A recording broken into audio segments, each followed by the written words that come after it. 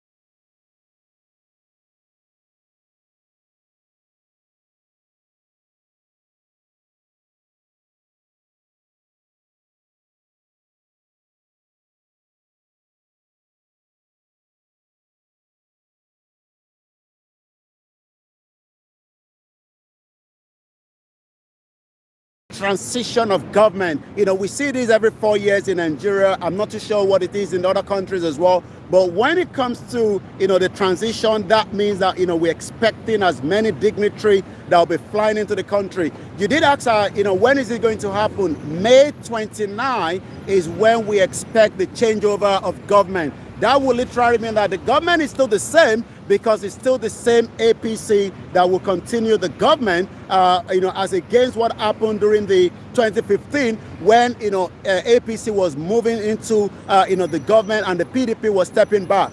But one thing is that security is very, very important. Security is paramount, especially when you're expecting as many dignitaries that will be traveling into the country. So it seems already, the security in Nigeria has now been beefed up a little bit because of the, the delegate that will be arriving.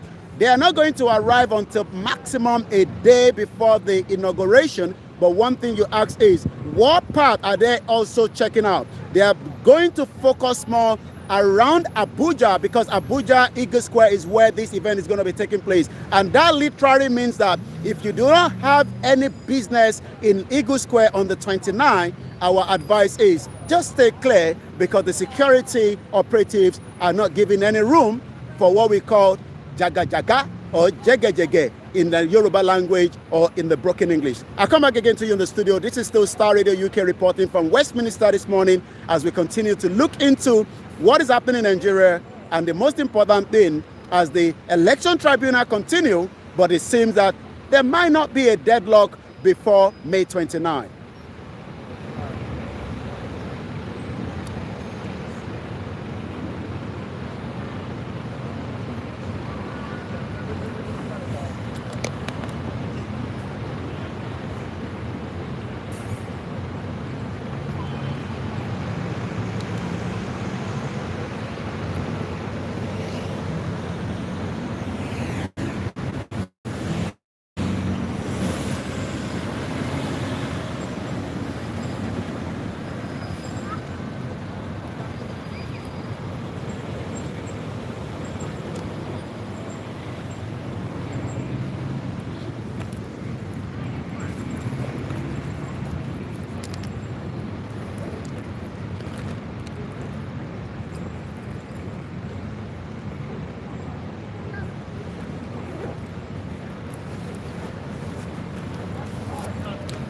I'm also the former governor of Ogun State, yes.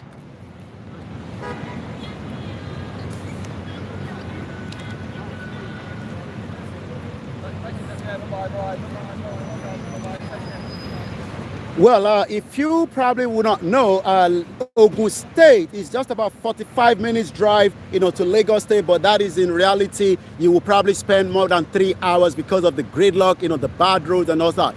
We're coming towards the statue of Nelson Mandela. Remember, that was erected here some few years back, and we could remember that Mandela fought during the apartheid as well. But we're going to come back to that. Right there is the the statue of the late Nelson Mandela, just very close to Westminster Abbey, where the coronation took place as well. But for now, let me come back again to you in the studio, because the question you did ask was, why not in Ogun State? Why in, and I'm sorry, we're just going to get the camera back to my face so that we can stable a little bit while we have, the conversation and the view. Sorry for that. There's a lot of movement there, and I think, yes, yeah, we're good to go right now. So what you can say is that during the Ogun State Governor Amosun was meant to be the one, to deal with Dangote, so that Dangote would not be have taken the project to Lagos State as we know right now. But actually, that project went to Lagos State because there was not what we can call a cordial relationship between Amosun, the previous governor, of Ogun State. So let's go into it. The now present governor is now saying that Wabiodun on Tuesday, remember that Dangote Refinery is now in operation on Monday, absolved himself of any blame in the situation that led to the relocation of a $19 billion Dangote Refinery from Ogun State to Lagos. That Wabiodun, the Ogun State governor, is actually saying that who confirmed that it was the chairman of Olokola Free Trade Zone in Ogun State, waterside local government area of the state, during the administration of the former governor Ibukun Amosun. He actually said it was not part of the move that frustrated Dangote out of Ogun State, where the project eventually ended up in Lagos State. So it seems that the project of the refinery should have been situated in Ogun State, but there was some kind of bottleneck, just as we do know We have tried a lot of businesses as diaspora in Nigeria, but it's all about the bottleneck. And I could remember last week, I saw on the social media the Oyo State governor traveling to London, talking about the business summit. I have been in the country for the last 24 years, and the question we ask some of this governor is, what is the outcome of the business summit in London that does not have any effect on the citizen, whether in the southeast, in the middle belt? I have been tired for attending as many business summits because the result never approached on the ground. So that literally means that some of them are just coming to visit London, just as we are here in London as well this morning. I return back again to you in the studio, and right behind me, like I said, it is the statue of the late Mandela as we continue. And I'm going to move a little bit more. Maybe we can still catch up before. I know we are pressed with time, but we'll be moving to see, maybe we can see a little view of the Abbey where the church service during the coronation took place. Star Radio UK, I return back again to you in the studio, Mr. Archie.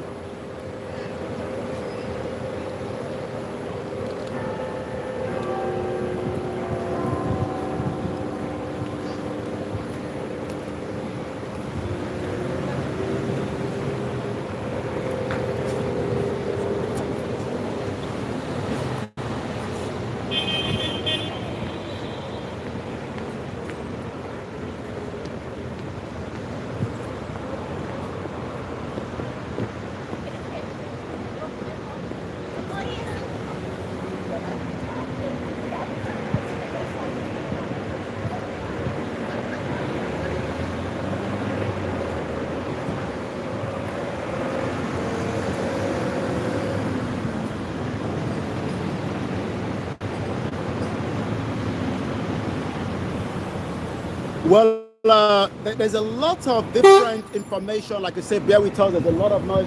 That is one of the most iconic sightseeing buses. If you're in London, you might want to catch on one. Or sometimes, if you're on that small holiday, you might want to check on that. But the most important question you're asking, the petition, the election petition continue. But the question is, are we going to get a result, in terms of, the timing? It's all about the timing. We are now talking about 5 days before the most important transition, in terms of the election that have taken place on the 15th. So let's take a look at, what we do have in terms of the latest update as we speak right now. Once again, this is still Star Radio UK.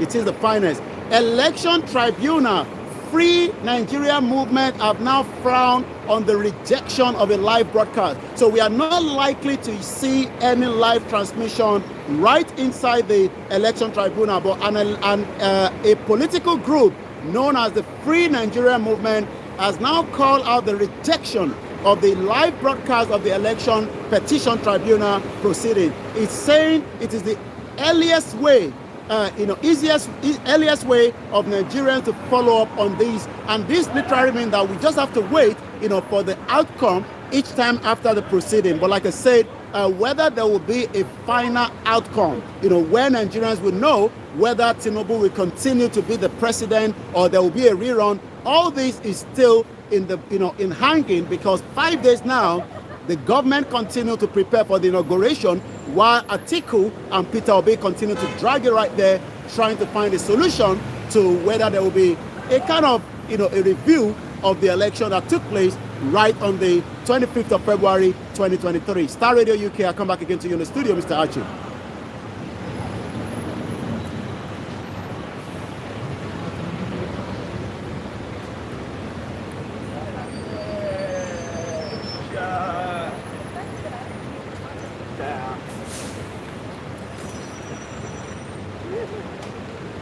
Viva!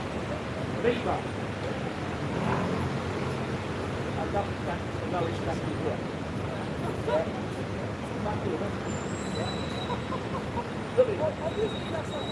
No, no. Wait a minute. Wait a minute. Who that though? You know he's got exactly where they touch it. And you can shine. Every time I come here. Well, you're quite right. People have different views, different opinion, to these election, tribunal that is going on in Nigeria. But one thing, that a lot of Nigerians are expecting is the judiciary is the final, beat for the man, for the layman. And if the judiciary fails, that literally means that there will be more problem ahead.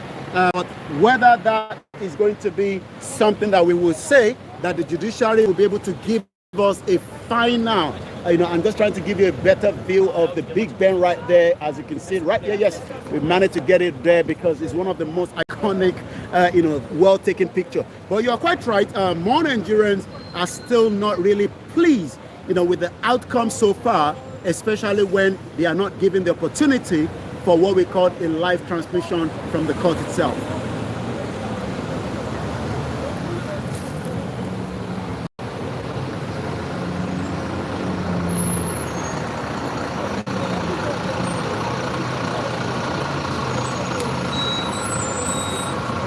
Well, there will be more time later on, during the Niger Voices, when we're going to be coming back, for the full discussion. We did promise our listeners the phone line will be open. We'll be monitoring the Twitter space. We'll be monitoring all the social media. Your contribution will be very, very important. But it seems that the governor of Benue State, are finally forgiving President Muhammadu Buhari. I'm not too sure why, but it seems that they say forgiveness is the only way that makes your heart to be a clean man. So Benue State governor has been speaking for the 8 years of President Muhammadu Buhari for his negligence for allowing the Fulani terrorists to continue to create mayhem to his citizens. But he has completed his tenure. He wanted to become the senator as well, but he did not catch up to that seat. So that is going on there. There is a YouTuber that is now becoming more popular, maybe for the good reason or for the bad reason as well. But his name is Tiamiu. Tiamiu granted an interview with the BBC in London, telling the BBC that as many Nigerians are only coming with their family, not because of the education purpose, but for the fact that they are coming into the country so that they can live here, they can migrate here. And a lot of Nigerians have reacted to say that you actually find yourself in the UK with the same dependent as well. And this is the headline. A YouTuber, Tiamiu, have now apologized over the comment on the BBC. He was even bragging on his social media handle to say it seems that negativity has made him to be able to be more popular, And what do we know about him? This is a Nigerian YouTuber known as Emede Tiamiu, has now apologized over his comments about Nigerian students that are studying in the UK. In an interview with the BBC, the YouTuber made the apology in a video he shared on his YouTube account today, following the backlash. Since yesterday, as many Nigerians are calling on the social media, and some of us have been receiving so many calls to say, since the UK have now announced, remember that yesterday, the UK government have now actually said that from January next year, you will not be able to bring your family into the UK as it used to be before. It's not just particular to Nigerians, but it's also particular to other countries as well. Because of our time constraint, I'm just going to go straight to the social media. But the top number one that is trending on the social media is still the Tribunal. And again, we can confirm that Shehu Kuti has been released on bail yesterday, but we're expecting him to return back to court later on today. So what do we know that is trending? Yes, 47,000 tweets so far. Tiamiu is trending, and like I say, there's a lot of backlash, but it seems the young man have now looked into it and have come out to apologize. Are Nigerians going to accept his apology? That is one thing we have to know. Some are even calling him Omoale, which again means that he's somebody that was giving birth to his mother, but not to the real father. It's now talk about the Supreme Court as well. The Supreme Court is also, trending. Tinubu is trending, but we will leave it there. But later on, at about 1800 hours on the Niger Voices, we'll be having as many time to review as the election has now completed. But the most important thing is the Buhari government, 8 years. What is your own take on that? Economy, security, and making sure that the inflation has now been much affected. So we're going to leave it there. Like I said, in the next few minutes or so, Rishi Sunak will be leaving his office, making his way to that building at number 10, where it's just about less than 5 minutes, and you don't see the kind of vehicle where yesterday I was counting some vehicles that was traveling with the president. There were more than 70, and you ask yourself, what is the essence of all this wastage? But it is Africa, and that is the way we believe that things operate. as against here in UK, where so many British citizen taxpayers would not expect Rishi Sunak to be traveling with more than 2 cars, because that is saving the cost. And likewise, as we saw at the Shell annual general meeting, where those that are still campaigning for the negligence of some of these big corporations. Remember that Shell has been operating in Nigeria for a very long time, until also late Sani Abacha decided to kill the environmental activist and likewise a book publisher as well, known as the name stuck up now. He was actually hanged in 1994. But one thing is, as we continue to say, wastage in government is something that Nigerian politicians, ever since we returned back to democracy in 1999, we thought the military were so abusive on terms of the wastage, but it seems the politicians in Agbada are more wasteful when it comes to governance in Nigeria. I'm going to return back again to the studio, but later on at about 1800 hours, there will be more discussion, more conversation surrounding the Nigeria project.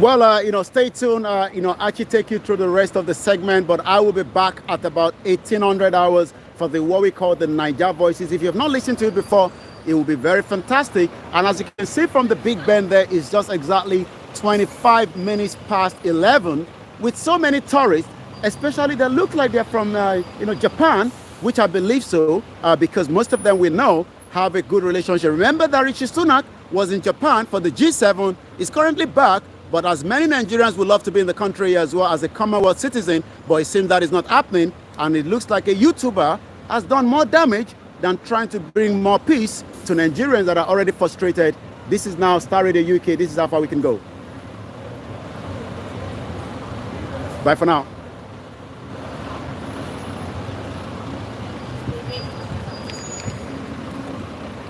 Ẹ̀yin tèmi ṣe wá.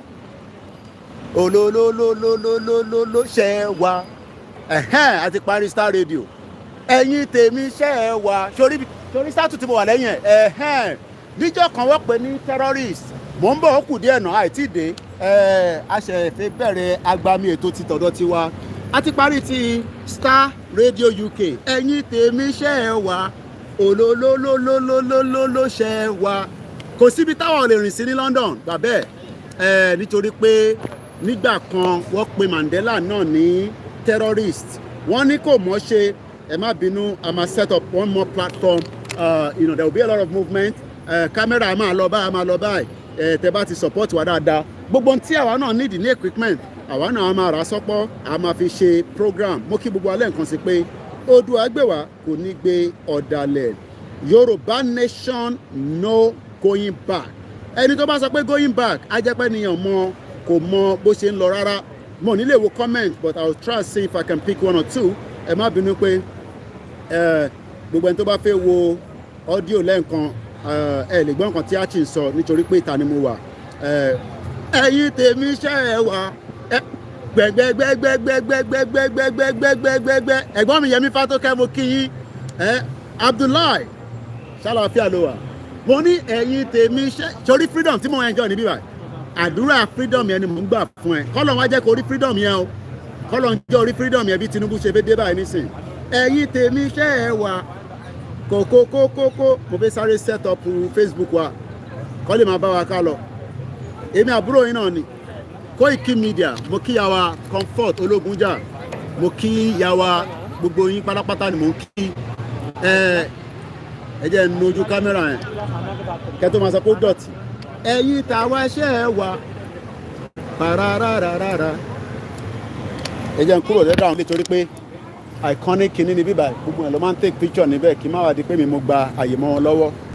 so bó ló ṣe ń lọ lọ́dọ̀ yín ṣé ó ń dún tátátátá Mr. mọ́mí wa Rachel mo kí yín mo kí gbogbo ẹ̀yin yan wa ẹ̀yin ti KOIKIMEDIA fans ní gbogbo àgbáyé sórí bàbá tó ń wò lẹ́yìn mi òun ló ń pè ní Mandela ṣó rántí Mandela ṣó rántí Mandela gẹ́gẹ́ kí ló ṣe kámẹ́rà mi tí mo rí nǹkan kan báyìí gbogbo ẹ̀ ṣe dúdú gbẹ́gbẹ́gbẹ́ báyìí mò ń bọ̀ kí ẹ lọ increase the lighting ẹ̀ lóde tó wá dúdú ṣọ́kọ́ṣọ́kọ́ báyìí ó yá ẹ̀ á bínú ẹ̀yin tèmi iṣẹ́ ẹ wà ẹ má bínú gbogbo ẹ̀ ìgbé àmì mo rẹ̀ ríran dáadáa ni anyway tá mo wà òrùn yẹn dẹ̀ pọ̀ 371 language wọ́n kó papọ̀ sínú Nàìjíríà ẹ wá ní kó ṣiṣẹ́ ọ̀nà wo ló fẹ́ gbà ṣiṣẹ́ àbẹ́ mú pánpán mo kí gbogbo ẹ̀yin yan wa tó ń lọ díẹ̀díẹ̀ tó bá wà ní Central London lọ́hùn wàá kàn máa wáyé pé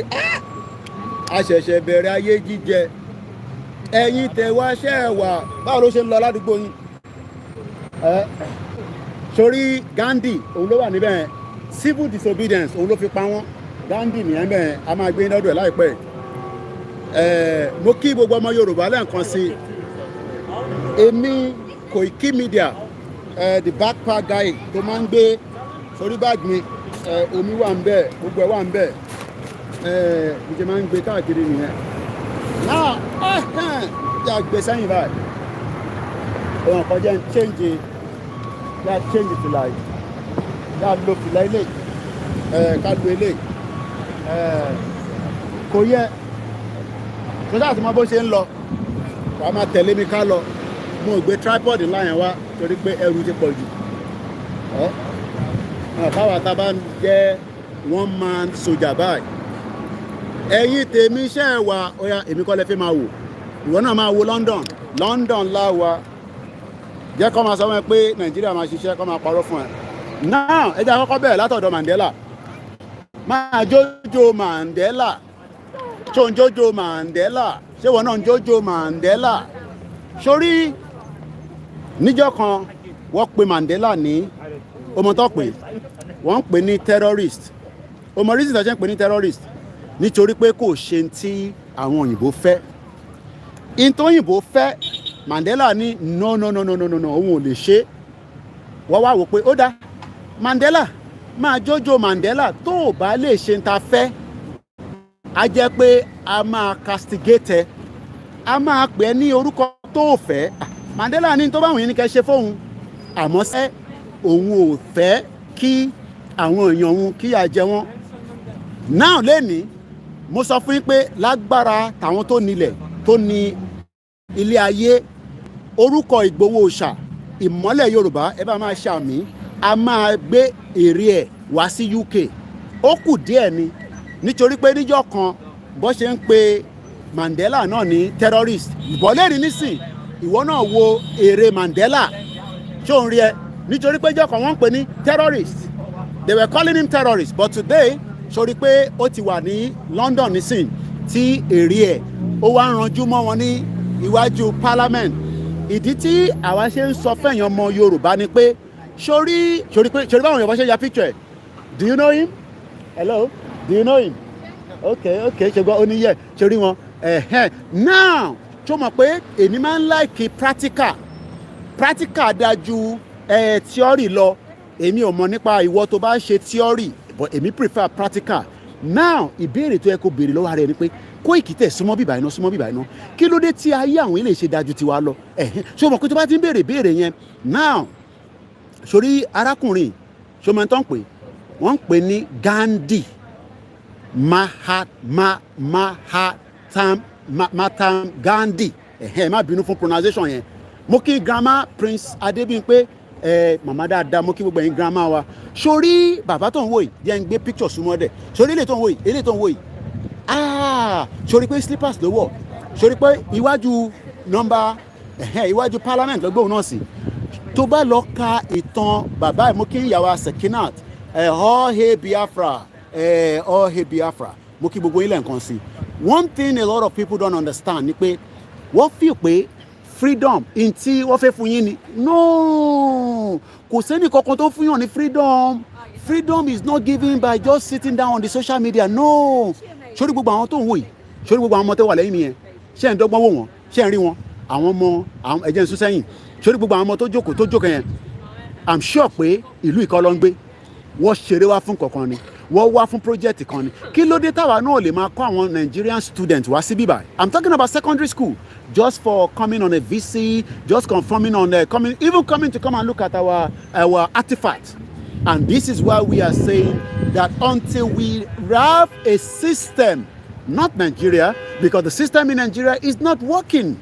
Remember, that is Mandela right there. You can see Mandela. You can see him there. Can you see him? That is Mandela. That is Gandhi. And this woman, you see, they are here for tourism lọ wá fún sórí gbogbo àwọn tó ń wò yìí gbogbo wọn bó ṣe tó yìí they are at least about 20 or 30 wọ́n máa sùn sóòtẹ́ẹ̀lì wọ́n máa jẹun àwọn another group kan ló tún bọ̀ yìí àwọn another group ló ń bọ̀ yìí sórí ìwọ tó ń bú mi torí pé you do not understand why we are asking for freedom yẹn tá à ń béèrè fún yẹn sórí wọn sórí àwọn tó ń wò yìí sórí wọn tó ń wò yìí hello where are you from Czech Republic enjoy London hey good. Take my picture as well. Take my picture. Shori one. Shori. I'm another group. Where are you from? Korea. Hey, Korea. Bye, Korea. Oh, beautiful country. South Korea. Beautiful. Welcome to London. Welcome. Hey. Ìyá ti jẹ wá yo. Shori pé wọ́n ní tó ń translate èdè sí wọn. Shori nǹkan tó gbé sọ́rùn. Àti ṣayé wá. Hello. Hey, how are you? Hey, àwọn tọ̀dọ̀ tiwa. Ó wà lójú títì tán hawk lọ́wọ́. Hello, how are you? Where are you from? Czech Republic. First time in London? Yes. Enjoy London. London is beautiful. Enjoy London. Yes. London. Àti ṣayé wá. Czech Republic ẹ bá mi sáré check kí ni population wọn ní Czech Republic àti ṣayé wá mo sọ fún yín pé sẹ́ èmi ni máa ṣe yín léṣe lórí media sórí tí wọ́n fẹ́ jẹ́ kó rí yẹn èmi máa break it down fún ẹ sórí one thing is ẹ má ẹ̀ka pàrọ̀ fúnra wa sórí woman tó ń wò yìí wọ́n ń pè ní Millicent Garrett Fawcett ṣùgbọ́n nǹkan tó kọ síbẹ̀ yẹn courage calls to courage everywhere sórí history tó ti destroy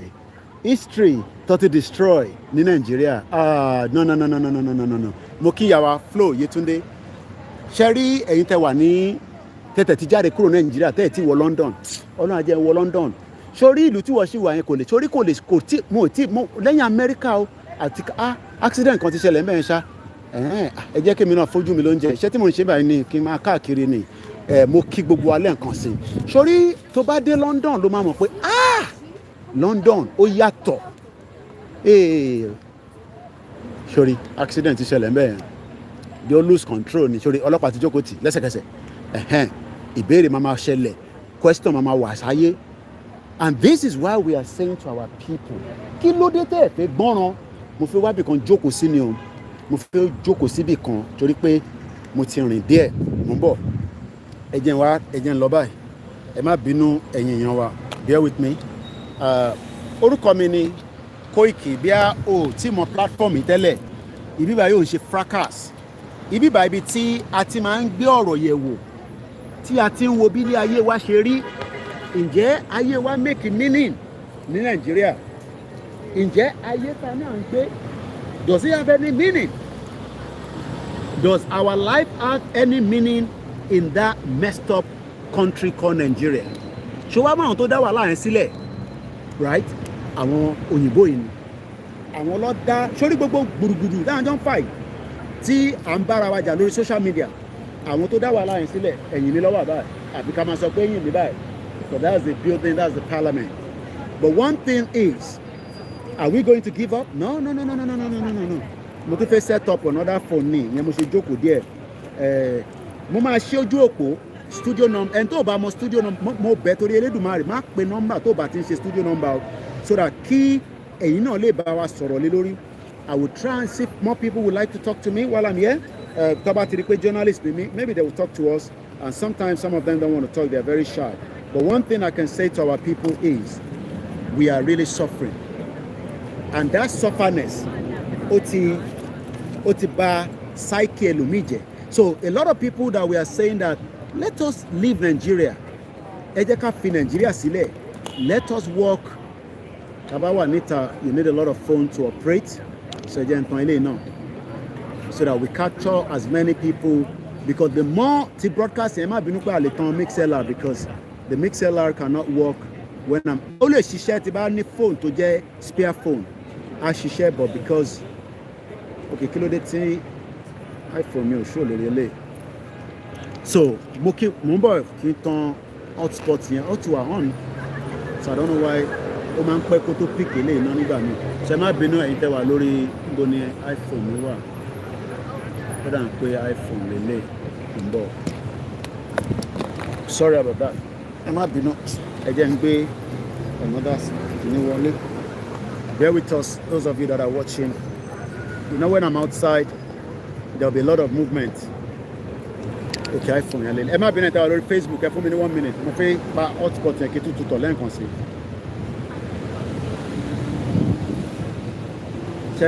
Telling our people that Nigeria is just not for us. But our people are saying that we should not destroy Nigeria from outside, because Nigeria is a great country. I'm going to turn the camera around so that you can just be seeing me so many times. I think it's important that you see what is happening. Oríṣiríṣi protest náà ló máa ń lọ níbí báyìí. So I'm just going to turn the camera. Then I'm commenting, commenting. And what I'm doing is I'm giving different angles. So to buy any mobile phone, angle so I'm going to give different angle that they might enjoy it. So we want to buy any phone, angle. Now, as I'm about to open my phone line, we're going to be here for some time before I start going. I'm just waiting to capture my other platforms in as well. My name is Olami Koiki, and my job is to continue to educate our people under the leadership of Professor Banji Akintoye, under the leadership of Chief Ayiloge, under the leadership of our own father, Babawa Dr. Sunday Adeyemo, popularly known as Sunday Igboho, under their leadership, not under anybody's leadership. Okay? So tí àkọ́bá ń parọ́ fún ẹ pé ẹ̀wà montage akọ̀ ń pariwo ní construction ní negative ní that, tó bá listen sí wọn, you are lost completely. You'll be lost. Don't let anybody fool you. So like I said, I'm showing different angle from this side. So phone or and low. So if you're watching me and you have multiple device, you'll be friend angle. So you can go Parliament, which is right there. Let me move this backwards a little bit.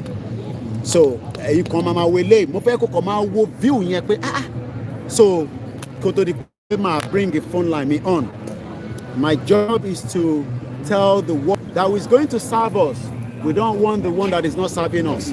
Nigeria is currently not serving anybody. Are don't serve. Nigeria will serve anybody. Are don't serve. And that is why we are saying let us leave Nigeria, and so that we can have a better opportunity. I think I can move closer here so that like I said, I'm showing you different angles from this side. So tibagbe camera mi pada wa properly. But for now, let us continue to say to our people, we are not Nigerians. Bí ojú mi bá tẹ̀ paná, mo ti rí tẹ́tí wọlé, mo kí n dáadáa. Mo kí ọmọdé, mo kí àgbàlagbà. Kí nìdí ta ṣe ń béèrè fún òmìnira? Ẹlòmíì ò mọ̀ o. Kí ni reason ta ṣe ń sọ pé a fẹ́ dá dúró gẹ́gẹ́ bí orílẹ̀-èdè? Why do we want to stand on our own? Ẹlòmíì ò mọ̀ reason. Ẹlòmíì ta bá béèrè, nítorí àwọn Fúlàní tó ń pa wá nínú igbó. No. Ìta ṣe fẹ́ dá dúró, ó ti ju ọ̀rọ̀ Fúlàní lọ. Fúlàní ní kọ́kọ́ ni reason tá ti fẹ́ dá dúró. A fẹ́ dá dúró nítorí culture wa. A fẹ́ dá dúró nítorí ìran wa. A fẹ́ dá dúró nítorí so many reasons. But it seems that our people at home do not get the message. tàbá ni a fẹ́ dá dúró ẹlòmíràn ni ẹ ṣe torí pé ìyà ń jẹ wá. No, kò ń ṣe yẹn nìkan. We want to save our heritage, we want to save our culture. Àwọn kan ní ilé ìtẹ́ ń ṣe ti pọ̀ jù, ẹ jẹ́ ká declare, ẹ jẹ́ ká ṣe this. No. Láti ìgbà country ó ní so many different process. Nígbà tá a bá ti sọ pé àfẹ́jà torí pé tá a bá jà destruction máa wáyé, but nígbà tá a ti sọ pé àfẹ́jà, then we have to do more awareness, we have to do more awareness, and we have to do more. Ṣọ́ra àwọn ọmọ tó jókòó yẹn, gbogbo àwọn ọmọ tẹ́ ń rí yẹn nísìn different angle là ń ṣò fún yín. Tó bá ní fò mẹ́rin angle ọ̀tọ̀ọ̀tọ̀ ló máa wò lórí KOIKIMEDIA listen depending on how many phones tó bá ní. Ṣé wá ráwọn eléyìí ṣé àwọn wá dájú wá lọ ni? No, sórí ìlú wọn àwọn náà ti jà. Nígbà táwọn náà jà ni àwọn tó jẹ́ adarí wọn wọ́n ti fight on their behalf. Àwa nísìn bàbá olówó fought on our behalf, every one of them fought on our behalf, but that is not the kind of life we're enjoying now. Because into fún wa nígbà tí wọ́n ń ṣe independent òun kọ́ là ń lò nísìn. Okay, when we have independent and what we have now is two different things entirely. So why should we then remain in Nigeria? That is the question. Why should we stay in a country tí kò ní value system kankan? Why are we not thinking of another option? And this is why I am saying all the time that we must continue to tell our people that Nigeria is not working. Mo kí engineer Gbadebo, gbogbo àwọn tẹ́ ń rí tẹ́ ń wò lọ́tún lósì wọ̀ lórí méjì. They are not better off us, but ìlú wọn ló fún wọn ní opportunity. Nigeria ò fún wa ní opportunity, because if not, I should not be in this country after 24 years. Ó yẹ ká ti padà sílé láti wá ṣe as many support. The Nigerian embassy is just about a few meters away from here, kò jìnnà sí bíbá, you know. But one thing is, should we give up now? Ṣé ní sílámà wà náà fẹ́ give up? Tá bá give up, ṣé mọ̀ pé ìyà máa jẹ wá sí ni? Àbí èèyàn ò rí bẹ́ẹ̀? A lè give up. What we can do is continue to encourage people, continue to bring more people into the movement, whether they like it or not, whether they agree with us. At some point, as many people will agree with our views, they might not agree with us now because of their own selfish interest. But in the long run, trust me, they will be part of us. Okay? They will be part of us. Ó lè dàbí pé rọ́lá ń pa, ó lè dàbí pé tòótọ́ là ń sọ, but one thing is more people will be part of this movement. Ẹ má bínú, sometimes it takes a while but for the phone to connect. Mo ní láti tún refresh hotspot yẹn. Bàbá mi Sulaiman mo kí gbogbo gbà látijọ́ débi by so many times láti wá ṣe protest. Mo kí dáadáa. I'm just out and about again. Mo ń bọ̀ ẹ̀yìn tí ẹ wà lórí ibi báyìí fún mi ní few minutes. Mo fẹ́ refresh hotspot yẹn one more time. Kí ọkàn máa pè wá ẹ ṣe sùúrù ẹ̀ tó ń pè wá ẹ̀ ń disturb tẹ bá ti ń pè wá. We're not taking any calls right now. So yeah, so now as I always say, kò sí àwọn kan tó fẹ́ gbà yẹn kankan sílẹ̀ o. Àwa la máa gbára wa sílẹ̀. Tá bá ń dúró de pé èèyàn kan máa wá gbà wá sílẹ̀, irọ́ là ń pa fúnra wa. Òkèlè ti connect. So let's see. Let's try this one now.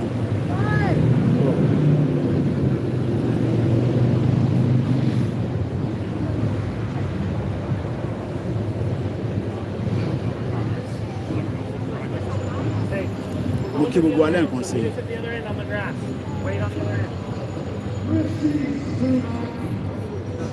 Okay, so now I can start the last. Eléyìí phone nìkan ni kò tí ì pair. I don't know why. It won't take a while láti pair.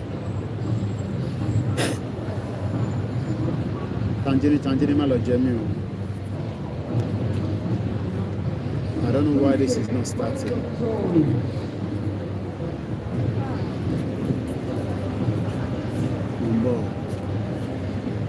Sọ́rí gbogbo àwọn tẹ́ẹ̀rín tó ń lọ tó ń bọ̀ yìí. they are not better off our. But nítorí pé we don't have the good structure in Nigeria. Czech Republic is 10.5. Oṣegun Abdullahi mo ti rí àwọn ọmọ tẹrí tán lọ tán bọ̀ yẹn màá tún tàn kámẹ́rà yẹn kó yẹ nísìn màá tún tàn kámẹ́rà yẹn èrò tó wà ní UK nísìn sọ́mà ti dé ẹ jẹ́ ká tún tàn kámẹ́rà yẹn again ẹ jẹ́ ká tàn kámẹ́rà yẹn kẹ́ lè rí as many of àwọn tó ń lọ tó ń bọ̀ sórí irú àwọn tó ń lọ tó ń bọ̀ yẹn wọ́n ṣe pé wọ́n bẹ́tà wa but wọ́n ní system tó ń ṣiṣẹ́.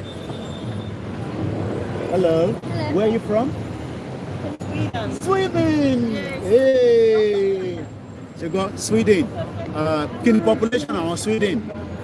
Sori reason tí line ẹ ti ṣiṣẹ́ ní sẹ́ni tó bá fẹ́ pè studio number nìkan ni ó ti wà connected nísìn. So if you want to call studio number, let me call the studio number out so that you can be able to call into the conversation. Kí wọ́n náà sọ Koiki shut up lọ́jọ́ kòkó lọ wáṣẹ́ or Koiki ṣé n tó ń sọ yìí ó make sense ẹ jẹ́ ká jọ gbé yẹ̀wò. Studio number is +44 74 044 05917. That is the studio number. Let me bring it back to my face while we are going to take more calls. So camera kan péré show view kan ní the other side. So the other cameras, I've brought them to my face. Ẹ jẹ́ kẹ́yìn tẹ́ wà lórí Instagram. So what we do is we have different cameras. KOIKIMEDIA camera oríṣiríṣi ni mo ní tó ń ṣiṣẹ́ fún mi. My phones are my camera. Èmi gan tí mo ní resources tó pọ̀. Buhari gba $450 million ìyẹn ní loan. Bó bá ṣe ń sọ̀rọ̀ nísìn, Buhari ò lè provide the CCTV. Sweden is 10.4 million. Woman tí mo bá sọ̀rọ̀ lẹ́ǹkan yẹn, they are from Sweden.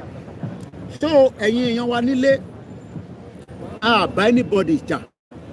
All we are saying, I'm talking about the people who support one Nigeria. It's your right to support one Nigeria, okay? If you want to call in, the line is open.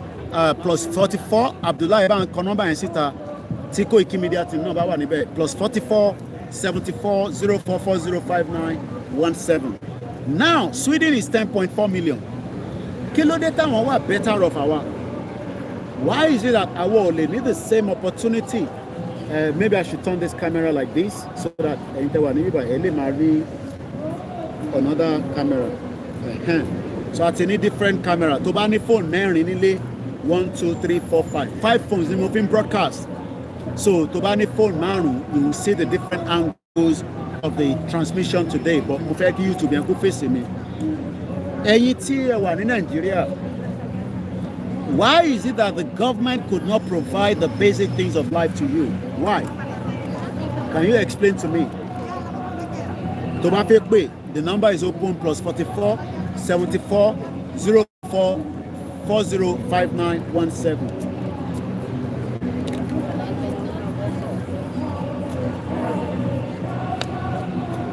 We're going to be here for maximum an hour. Then I'm going to move on again to maybe another site, and then we'll continue the conversation. Moki Bugoyinyowa. It's now countdown to the inauguration. The inauguration is just about 5 more days, if I'm right. As many Nigerians are waiting for Tinubu to become the next president, and hopefully things will start getting better.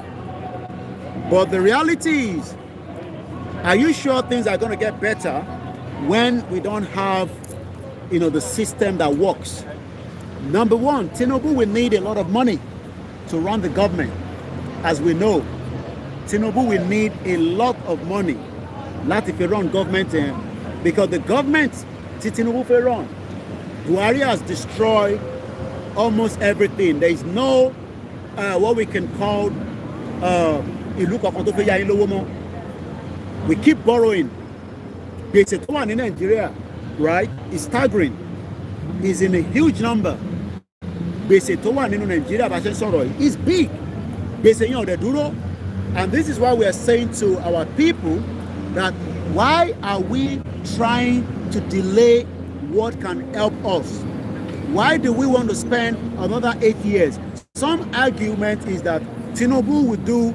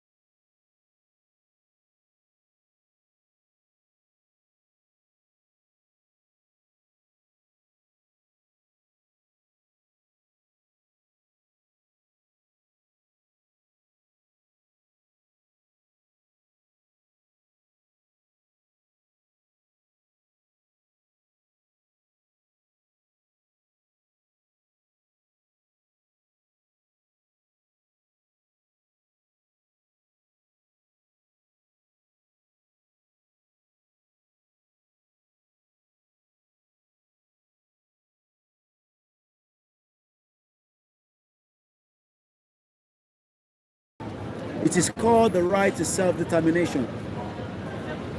Hello? The right to self-determination, òun là ń fight fún. Nothing more than that. Gbogbo àwọn ọmọ kéékèèké tẹ̀ ń wó tọ́wọ́ láti South Korea is 51.7 million. Oshe Abdullahi. So kí ló dé táwa náà lè dá dúró bí South Korea? Why do we need to stay in Nigeria and continue to live in denial? Mo kí gbogbo ẹ̀yin tí ẹ wà lórí. So I think we have a caller that is coming through. Ẹ jẹ́ ká sáré gba call yẹn. Once again, tẹ́ bá fẹ́ pè +44 74 04 405 917. Ẹ má pe nọ́mbà mi. Ẹ dẹ̀ bá wa gbóhùn sókè. Ariwo pọ̀ níta mú rẹ̀ ní speaker. Ẹ ló caller gbóhùn sókè àgbọ̀ yín.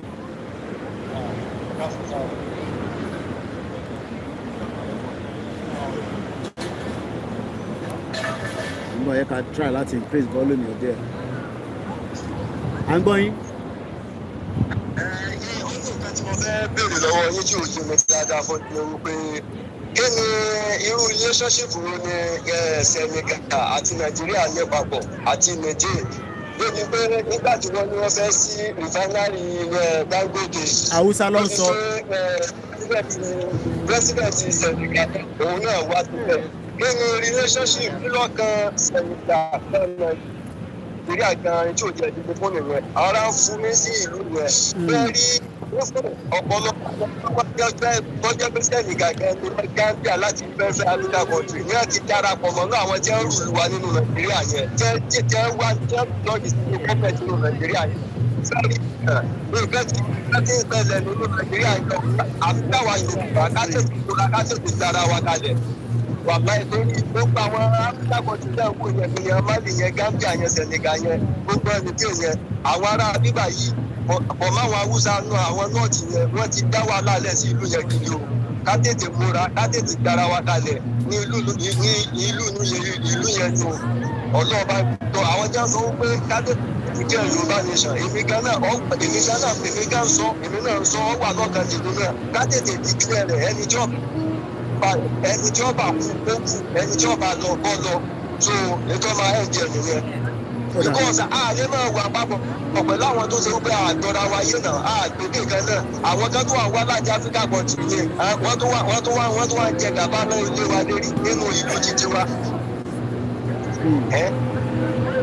Ẹ ṣé gan ni bàbá wa wọ́n ní kí ni àjọṣepọ̀ Senegal àti Niger ẹ ṣé gan ni bàbá wa tó fi di pé nígbà tí wọ́n ń ṣe ìfẹ́ǹtì Dangote Haúsá ni Niger fi sọ̀rọ̀ aago 12 ti lù òun ni Big Ben tó ń dún yẹn ẹjẹ́ ká jẹ́ kó dún náà tẹ́lẹ̀ ká tó bẹ̀rẹ̀ padà Big Ben ló ń dún yẹn.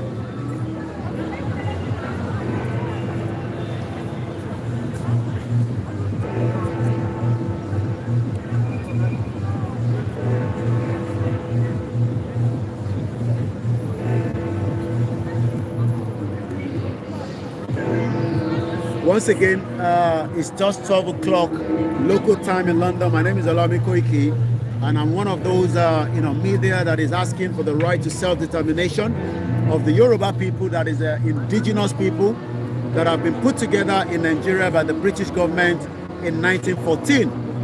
Our relationship with Nigeria is no longer working, and it is time that the international community, there's a guy there, Tonshe Itonwunibe, olúkálùkù ló ní right tí ẹ gbọ́dọ̀ disturb tèmi náà dẹ̀ gbọ́dọ̀ disturb with here. But one thing our people do not understand is when we say that Nigeria was never put together for the benefit of Nigerians, as many people do not get the message. Let's take the next caller quickly. Hello, caller.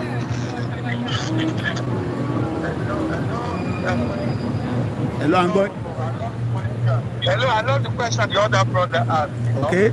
Okay, Dangote Refinery you show the video. The Senegal and Nigeria, so òwe ni wọ́n fi ń pè fún wa. So òwe ni àwọn Fúlàní fi ń pè fún wa pé àwọn làwọn ní ìlú kan pè Nàìjíríà. So any of our leaders sọ pé New Nigeria.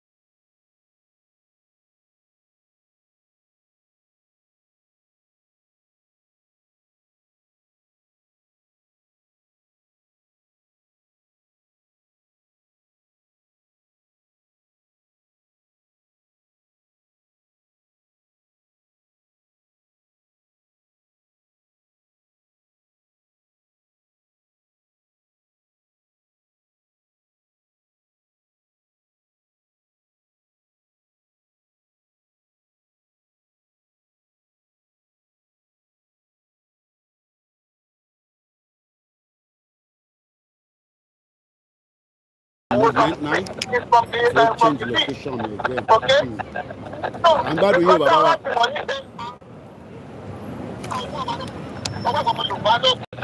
I'm just moving away from here, so everybody, man.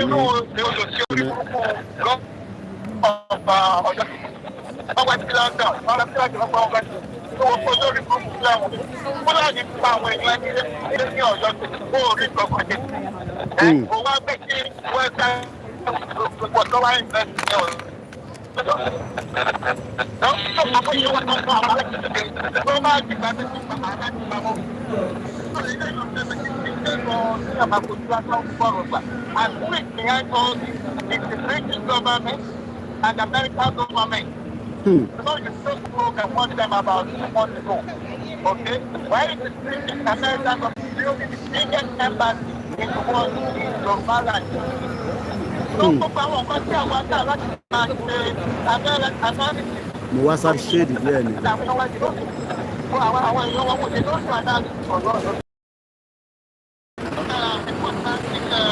Island of you. I want to say àwọn èèyàn wá gba ọ̀dẹ́kùn láti fún ẹ̀mẹ́ ìṣètò yìí. Wọ́n kọ fún àwọn ìkọ́sí àwọn rọ́ọ̀sì àwọn jáde tó wá gbé bẹ̀ kí àwọn èèyàn wá máa jẹun fún wọn. Ìkọ́sí ọkọ̀ fún nìyẹn. So, ààrẹ ti sọ gbogbo nǹkan tó ń ṣẹlẹ̀ sí wọn ṣe náà. It's not a mistake. It has to happen. I always say gbogbo nǹkan ń ṣẹlẹ̀ ó bá ti ṣẹlẹ̀. Tí kò bá ṣẹlẹ̀, because wọ́n ti lè mọ́ to the road to time and when it's again. Because people are going to get up and start from your point, forget from one politician, they can travel abroad. I will take one to the Baba Boko. The center, because they are only one about 2 months. So I can talk Nigeria. So, thank you so much.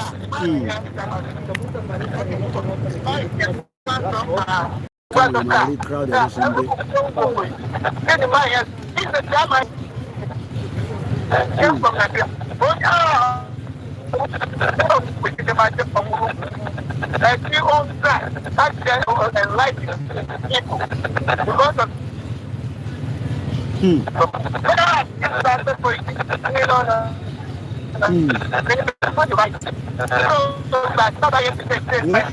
Where are you from? Japan. Wow, beautiful country. How long are you going to be in London? How long, yeah? How many days? 5 days. Enjoy. Emma, sorry, Emma,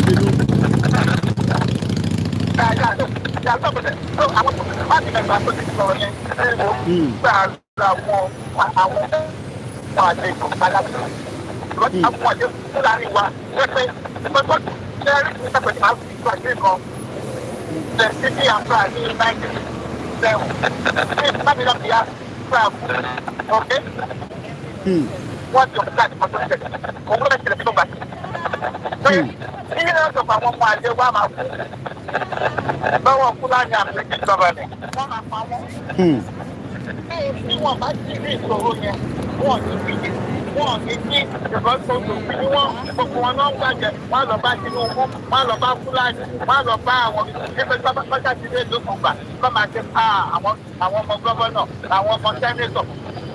So in terms of listening, our selfish-centered. It's all about themselves. What we're concerned about the future of the Yoruba people. That's right.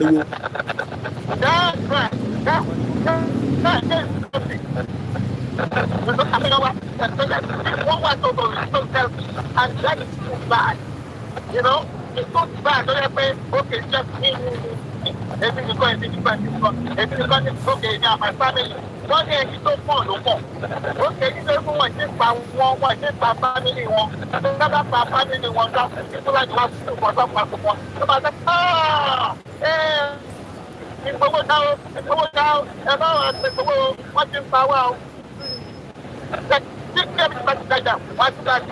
Okay.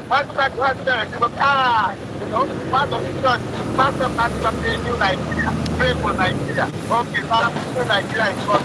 So, I went over, those who don't keep going and all that. And so, I say, oh, Mama, no, my side. because you have come along for money. You know, because at the end, let's go with okay.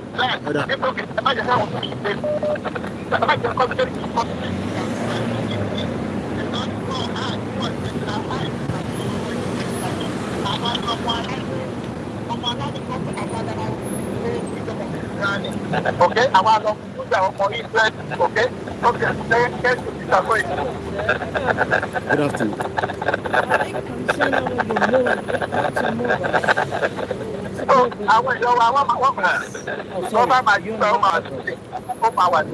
Talking to what do you mean where am I from? Yeah, this I'm a different press card, that's all. It's a different press card. Yeah. Oh, okay, thank you. I did inside. All right, you're disturbing me now, please. Sorry. Yeah. Thank you so much. Sorry, but that's okay. Yeah, that's okay. I understand. How are you? Thank you. Thank you. Let's go straight to the next caller. Hello. All right, that call dropped. There might be no. That was a distraction there. Remember to the press card. No sir, kuro ni waju mi. Egbo so ke ma binu my brother. I didn't even know you're still there. E ma sọ̀rọ̀ lọ. Ẹ jẹ́ kẹ́ tètè bá round it up so that Katule fẹ́ lómi lọ láyé. Mo kí gbogbo alẹ́ nǹkan sí. Thank you so much, call it in. So, in tí mo fẹ́ kẹ́ bá mi ṣàlàyé ni pé àwọn governors wa kí ló dé táwọn governors wa tẹ́ pé wọ́n prove difficult. Ẹni sùúrù my brother.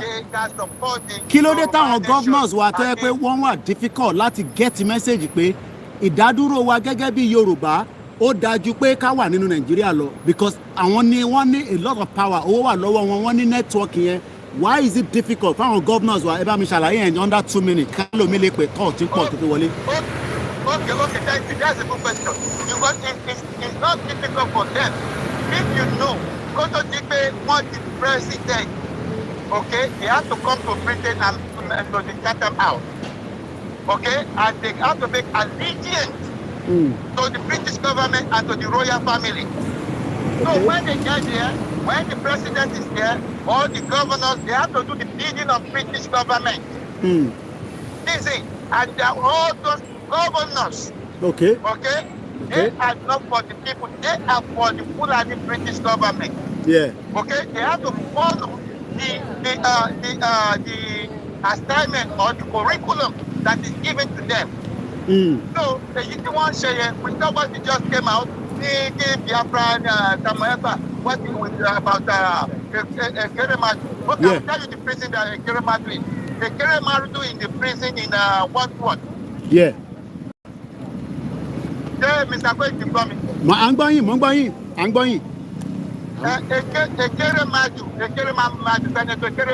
Yes. The prison they put him in one word. Oh, one sword lower. Okay, I'll check it out. Mommy, one sword prison. Yeah, I'll find time. So you can confirm that Ike Keremadu is in one sword prison.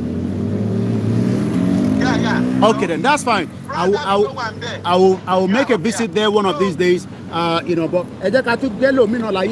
He wole bawada sere to ye. Eshogon, my brother, is a regular, and these are people that knows the truth.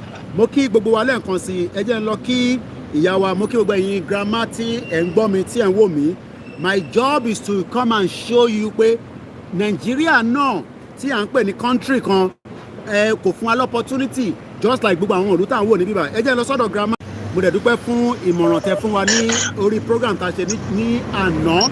Adẹ̀ ti gbégbèsè lé lórí adjustment lọ lórí ẹ̀ tó bá ti ready a post ẹ̀ padà. Ẹgbọ́n sókè ìyá wa ẹ bá wa mute background yẹn. Ẹ ṣé gan ni ẹ kú iṣẹ́. Èmi ni ẹ mà. Question kan ni mo ní láti béèrè. I want to ask former Prime Minister Tony Blair. Àtẹ̀tí sọ̀rọ̀ yẹn Tony Blair kí ló lọ ṣe ní Nàìjíríà? À ń gbọ́ yín mà. Tony Blair has been in this country for 35 years. As a Margaret Thatcher. Tony Blair government has been the best so far. So, is it the way he governed Britain for almost 10 years? Because he won 3 elections. So, why is he supporting the terrorist government? Everything has fallen apart in Nigeria. I have questions for Tony Blair. Okay. Is this the way you govern your people? Okay. Is this the way your people are suffering? The way we Nigeria are suffering? We'll be scattered all over the world. Terrorists all over Nigeria. Killings all over. Please. We don't want to be under colonization anymore. Okay. We don't want to belong to the terrorist government anymore. Okay. We want Nigeria to break down. Let everybody go back to their region and cover themselves. Okay. For God's sake, Tony Blair, this question is for you. That's for Tony Blair. 1. 2. Any Guinea, Gambia, Senegal ti Niger tó fi ń sọ Hausa nígbà prógrámù. They will come because if we look back at the letter that the terrorists wrote to Governor of Benue State, that the Fulani, the terrorists, they are coming to take over the land. That's what we are seeing now. That's the display. They are now claiming that they own Nigeria. And Buhari has brought them. Even this Tinubu, what are we happy about? What is about to rejoice that he has won or rigged the election or elected? He wasn't elected. Rubbish election. Is that the way Tony Blair won 3 elections in Britain? Okay. So you can see Tinubu has brought the terrorist Buhari, and Buhari has run down Nigeria. And the terrorists now, they are showing up to take over. I could see one video that says the church should pack up in Nigeria because the terrorists, they are coming. So Yoruba, any kilo ṣe wọ́n ní òkú àti ṣe wọ́n. Yorùbá yóò tọ́ kankan lẹ́nu. Yorùbá can stand. Bàbá dúró díẹ̀, wọ́n á jókòó díẹ̀, wọ́n á síbù díẹ̀. That's Yoruba. That's Yoruba. Tí Fúlàní bá run wọn over, it will be sad. They wọ́n burú ju Hausa lọ.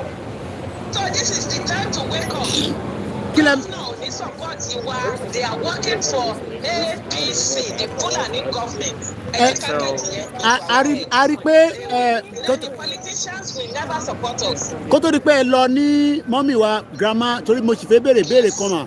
A rí pé bàbá wa gómìnà wa Sanwó-Olú Akérédolú ó ń sọ̀rọ̀ nípa 1999 constitution. Kí ni ìmọ̀ràn tẹ́yìn rí sí tí Akérédolú sọ pé constitution yìí ó wà pathetic, òun ló sọ àwọn èèyàn wa di beggars. Akérédolú ó ní àwọn nǹkan kan, he has a good, agendas. Okay. But execute it. It can never work. Tó bá ọmọ máa ṣe kú ṣẹyẹ ní, tó bá dàbí kó sọ nǹkan díẹ̀, a tún parọ́ díẹ̀. That's the way we behave ní kúrò ní company. Kì í ṣe pé ó support wa. Okay. Okay. Okay. This is where àwọn ẹgbẹ́ ní Ondo State, especially at the north of Akérédolú, are from the same local government. Ẹ mọ àwọn èèyàn wọn ti pa forestry is wà ní local government ló jẹ́ pé Fúlàní have occupied that place. Okay. Wọ́n pa àwọn èèyàn. Forestry ó ní ìlọ níbi òbí lọ sí Kwara State. Forest yẹn náà máa ń. Okay. To work down state to Edo State. Àwọn Fúlàní ti gba síbẹ̀, wọ́n ti kọ́lé síbẹ̀. Okay. Tó bá jáde síta, wọ́n máa wá attack. They just come out to attack. Okay. So Akérédolú, ọ̀pọ̀ eléyìí, they will sọ síta. That's why the other day they should come out of our forest. Okay. Wọ́n tún sọ díẹ̀, àtúbakọ̀. Ó mọ òótọ́.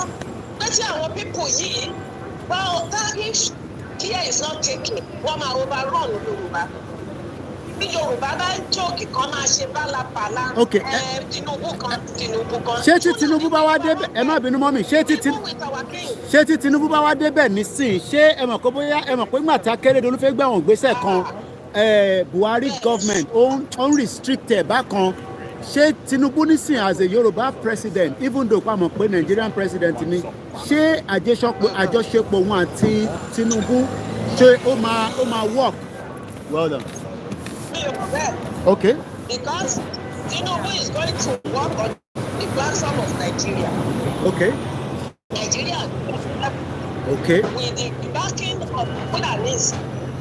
Tinubu is a guy who try. He has the cabals to control it. I want to ticket to go there and let the Yoruba shut up. Okay. That's what they have done. Nobody lost it back. Not the share event you want. Okay. That's what I believe. Hold on. All that he needs support our Western power. What you support CNC? What they really our Nigeria, the Southerners, the Southerners, everyone should be complete. You know,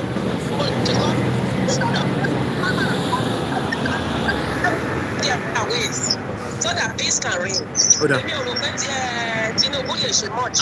Àwọn ọ̀dọ́ wa tó wà nílé wọ́n ní ẹgbẹ́nusọ̀hún ẹlẹ́nu tí wọ́n pé akọ̀jókòó sí London ní ẹjókòó sí America ẹ fẹ́ máa dictate níta máa ṣe ní Nàìjíríà a máa wá new Nigeria kó tó di pé ẹ lọ kí ni ìmọ̀ràn tẹ máa bá mi fún àwọn youth wa especially àwọn tó ti support Yorùbá nation àtàwọn tó ń ṣe APC àti PDP torí pé ọmọ Yorùbá ni gbogbo wọn a kì í ṣe ọ̀tá ara wa kí ni advice gẹ́gẹ́ bí abiyamọ gẹ́gẹ́ bí grandma tí ẹ̀ ń wọlé Yorùbá kí lẹ máa bá fún wọn ní advice.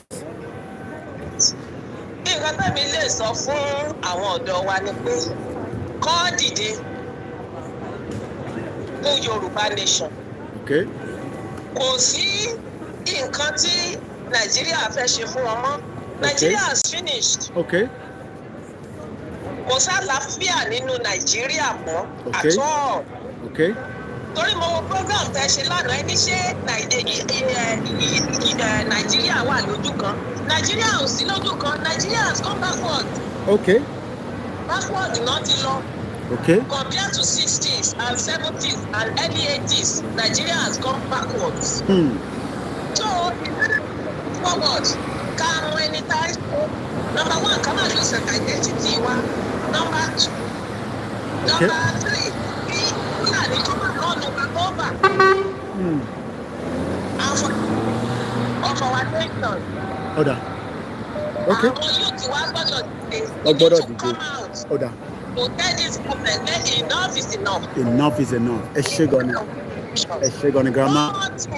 Yeah, go ahead. Yeah. We need to come out. Okay. Ká wá sọ fún gọ́ọ̀mẹ̀ntì UK pé a ò ṣe Nàìjíríà mọ́ sílẹ̀. A ò ṣe mọ́. Problem tá a ní nítorí pé àwọn tó wà ní UK tó ń sọ pé àwa táwọn fẹ́ Yorùbá nation pé ẹ lọ jókòó jáde àwọn ẹmọ̀kan ìtorí pé tá bá ń jáde yẹn a kì í jáde in a big form torí pé àwọn kan sì ń support wọn Nàìjíríà kí ni ìmọ̀ràn tẹ́ máa bá fún àwọn tó wọ́n wà nìyẹn ní UK torí pé àwa tá wà ní UK àtàwọn tó wà ní Amẹ́ríkà náà gbogbo alájọ ń gbìyànjú bọ̀ ní UK kí lẹ máa bá sọ fún wọn. A ti jáde several times. Okay. There was a time we went to Nigeria house. Then. Àwọn kan wá àtàkì wa. Àwọn olè ni àwọn tí wọ́n fẹ́ jẹ nínú Nàìjíríà. Tó ti prepare mẹ́ẹ̀dì wọn pé when Tinubu get there, they going to get contract. Wọ́n máa fún wọn ní post. Wọ́n máa ní owó kan gbé. You know the Nigeria believe in Baba Sale. Godfather bẹ́ẹ̀ tó jẹ́ pé they can press any button and wọ́n máa tẹ green light fún wọn. Ẹ parọ́. They are only being selfish. They are selfish, they are thief, they are greedy. So it's all about àwọn ara wọn nìkan. Ara wọn ni wọ́n mọ̀. Ọ̀dà. Okay.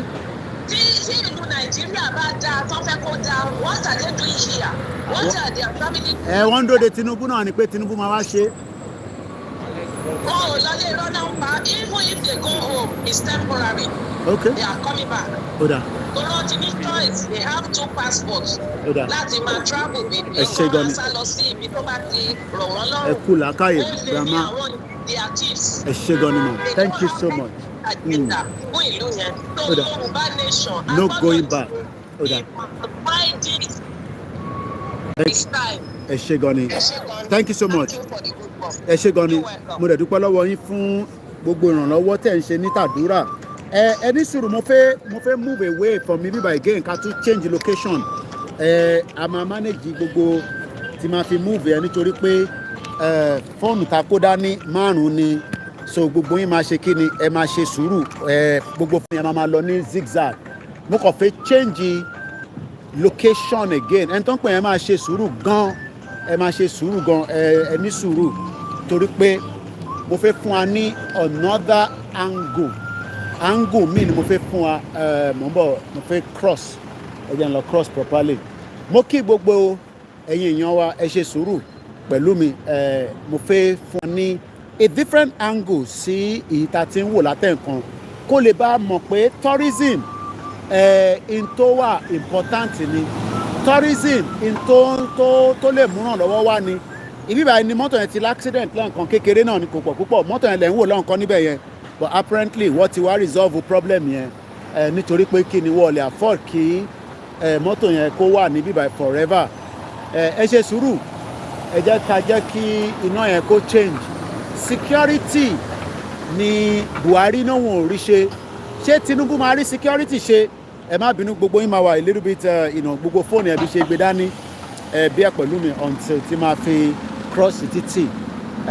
KOIKIMEDIA live ní 24th tó bá di ìrọ̀lẹ́ ẹ tún máa pàdé wa lórí Naija Voices.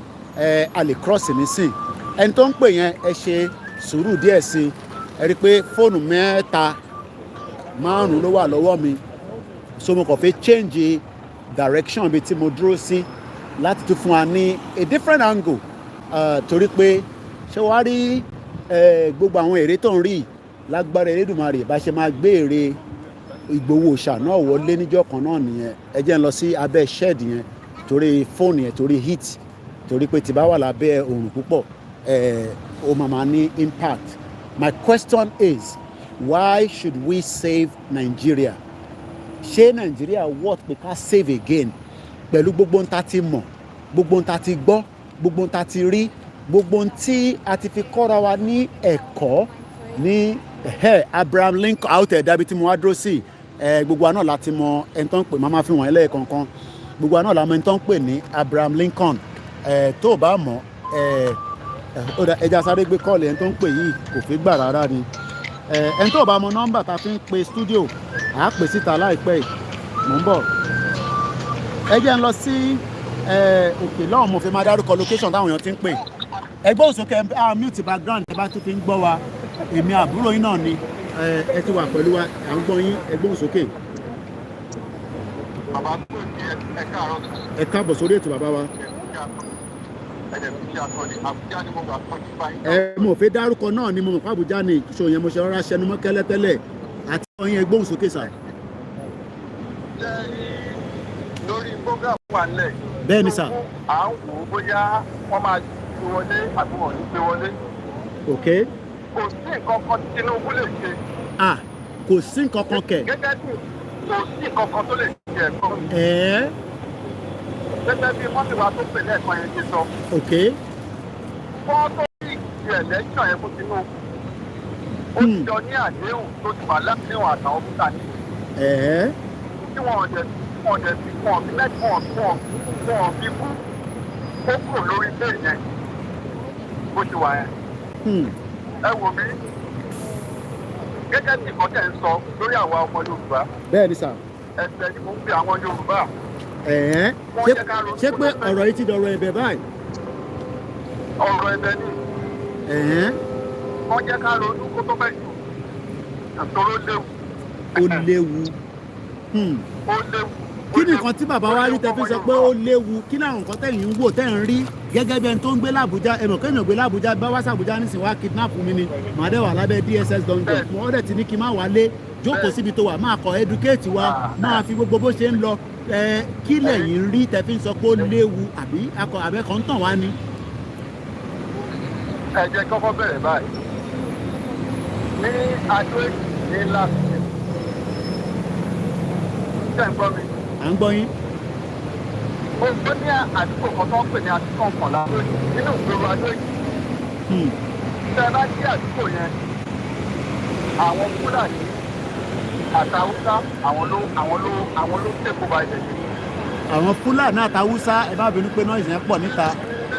Ṣé pé ẹ̀ ń sọ pé àwọn Fúlàní àtàwùsá ló ń jẹ gàba lórí wa? Ẹ bọ̀ ṣe bí Tinubu ti débẹ̀ tán nísìnyí kílẹ̀ tún bẹ̀rù fún.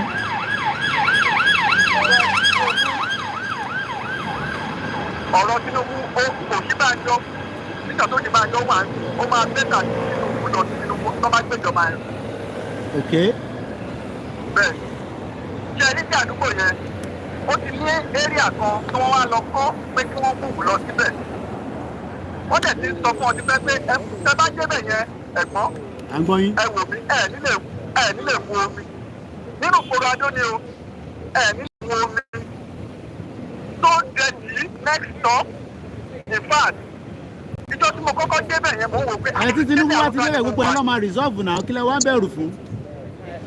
Tinubu wo nǹkan tó bá ti gbé fún ló máa ṣe Tinubu tó bẹ́ẹ̀ Tinubu ò lẹ́bi kò lẹ́bi ẹ̀mí ẹ̀ ò pè gbogbo ilé ìta ṣe rí gbogbo nǹkan tí Buhari ṣe yẹn ó ní àwọn kan tó ń bàjẹ́ ọ̀. Àṣà ti ṣe Yorùbá mo kí dáadáa Abraham Lincoln lélẹ̀. Máa nìṣó àwa wà lẹ́ tí Tinubu bá débẹ̀ tó bá sọ pé òun fẹ́ gbé ní ọwọ́ títí ó ṣeéṣe kó fẹ̀ bẹ́ẹ̀ kò tó bẹ́ẹ̀ pé wọ́n máa rìsọ́ọ̀tà náà ní kò sí nǹkan tó ń jọ òkò lẹ́mìí ẹ̀mí ẹ̀ ò gbé. Àwọn fún ẹ sọ fún pé wọ́n sọ fún ẹ pé àwọn ọ̀gá wa àtàwọn ọmọ lágbára wà. Texas! Welcome to London! Welcome to London! Welcome to London! Ẹ bá bínú bàbá wa, mò ń dá pàrọ̀ náà ẹgbẹ́ òsókè tó fi ń jẹ́ kó dùn náà nìyẹn. Àwọn ará Texas lọ́sẹ̀ ń kọjá yẹn. Bẹ́ẹ̀ni. Tó wọ́n mọ̀ gbé fún ni. Ok. Káwọn Yorùbá jọ kó jẹ́ ká padà sílé. Ọ̀dà. Kó jẹ́ ká padà sílé. Kó jẹ́ ká padà sílé. Kó tó pẹ́ jù. Ẹ̀dẹ̀ ṣọ́ọ̀pù Àbújá lẹ́wà ìbéyìí wọ́n ní gbogbo èèyàn tó wà l'Àbújá ló ń rówó ló ń rí jẹrin connection rí gbogbo ìkílẹ̀ wá tún bẹ̀rù fún bàbá yìí. Bóyá wọ́n ń ṣàwọ́ títì ni èmi ṣàwọ́ àmì báyìí mi ò mọ o èmi ò bóyá wọ́n ń ṣàwọ́ títì ni o. Ó dáa. Ọ̀gá Àbújá tá a wà yìí jẹ́rí wọ́n ti ṣe gbogbo ẹbí gbogbo àwọn èèyàn wa kan tó wà lọ́fíìsì káàkiri àwọn gọ́ọ̀mọ̀ wọ́n kàn ṣáà ń ṣe kúbẹ́kúbẹ́ ni kò sẹ́nì kankan tó lẹ́nu. Ẹ máa wọ̀rí tí Tinubu bá ti débẹ̀ nísìn gbogbo ẹ máa dùn yànmọ̀yànmọ̀ 24 hours l'Àbújá máa jẹ́ iléeṣẹ́ máa ṣiṣẹ́ gbogbo a máa lọ yànmọ̀yànmọ̀ nílẹ̀ Yorùbá àti ilẹ̀ Ìgbò àtàwùsá kílẹ̀ ń bẹ̀rù fún bàbá yìí. Kò sí nǹkan ṣe rí campaign office òṣìṣẹ́ bẹ̀ ní last year. Fálékè ní sẹ́kẹ́tì Tinubu kò sẹ́yà tó bá ń bọ̀ tí ò bá rí Fálékè kò wọ́n wà ẹ̀bá mo tó báyìí Tinubu dúró báyìí. Mo ń sọ fún yín pé àwọn tá a jọ wà nínú ibẹ̀ yẹn ń jọ yẹn níwájú Ọlọ́run àti èèyàn tá a kò gbọ́dọ̀ pèjẹ́ wọ́n sọ̀rọ̀ lẹ́yìn mi pé wetin this man dey look for. Ó l'ambition ni bí wọn bá dẹ̀ l'ambition ló ti di dandan kó ambition ẹ̀ kó fùfúlẹ̀ ẹ má yẹ kó pa ó ti achieve ambition ẹ̀ so ẹ jẹ́ kákọ̀ máa wo kí ló fẹ́ ṣe nísìnyí. Ìmọ̀ràn wo lẹ máa fún àwọn diaspora tó ń sọ fún yín pé ẹ má dá Koiki lóhùn kò níṣẹ́ tó ń ṣe bó ṣe máa ń gbé backpack káàkiri nìyẹn ilé lẹ́yìn wà ìmọ̀ràn wo lẹ máa fún àwọn tó wà ní UK èmi ò sọ tìlú mi o torí àwọn tọ́jọ́ wà ní UK gbogbo gbà ló ń sọ pé Koiki lọ wáṣẹ́ ṣe bọ̀bọ̀ ò níṣẹ́ lọ wáṣẹ́ gidi ṣe ìmọ̀ràn wo lẹ máa bá fún wọn.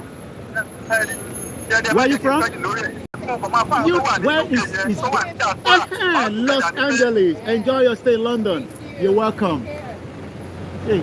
Ṣé mo máa fún ọ ní pé ṣé àwọn ti gbàgbé pé àwọn kan ló jà fún òmìnira ibi tó ń wà yẹn? Okay.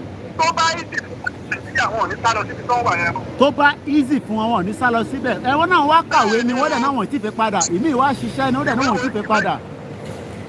Ìwé wo ni wọ́n lọ kà bẹ́ẹ̀? Ní Nàìjíríà náà wà lókè wọn ò ní wá síbi tó ń wà yẹn o. Okay. Táwọn Yorùbá jà àwọn kan ló fi ẹ̀mí wọn lélẹ̀ nílùú yẹn fi ni bó ṣe níyẹn o. Wọ́n ti gbàgbé ni o. Ó dáa.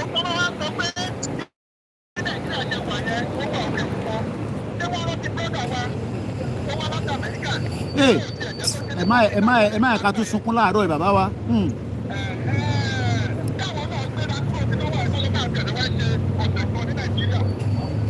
Ó dá. Ní state ti country wà báyìí. Ó dá.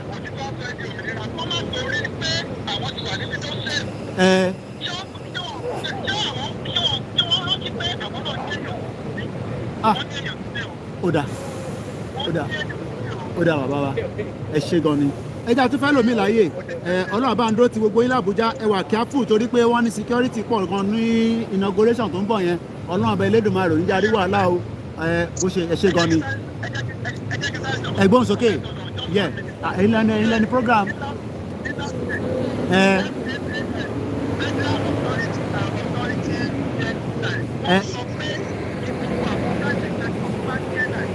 Yeah, ó wà ní pépà ẹ parọ́ mo kà á ó wà ní pépà ẹ parọ́.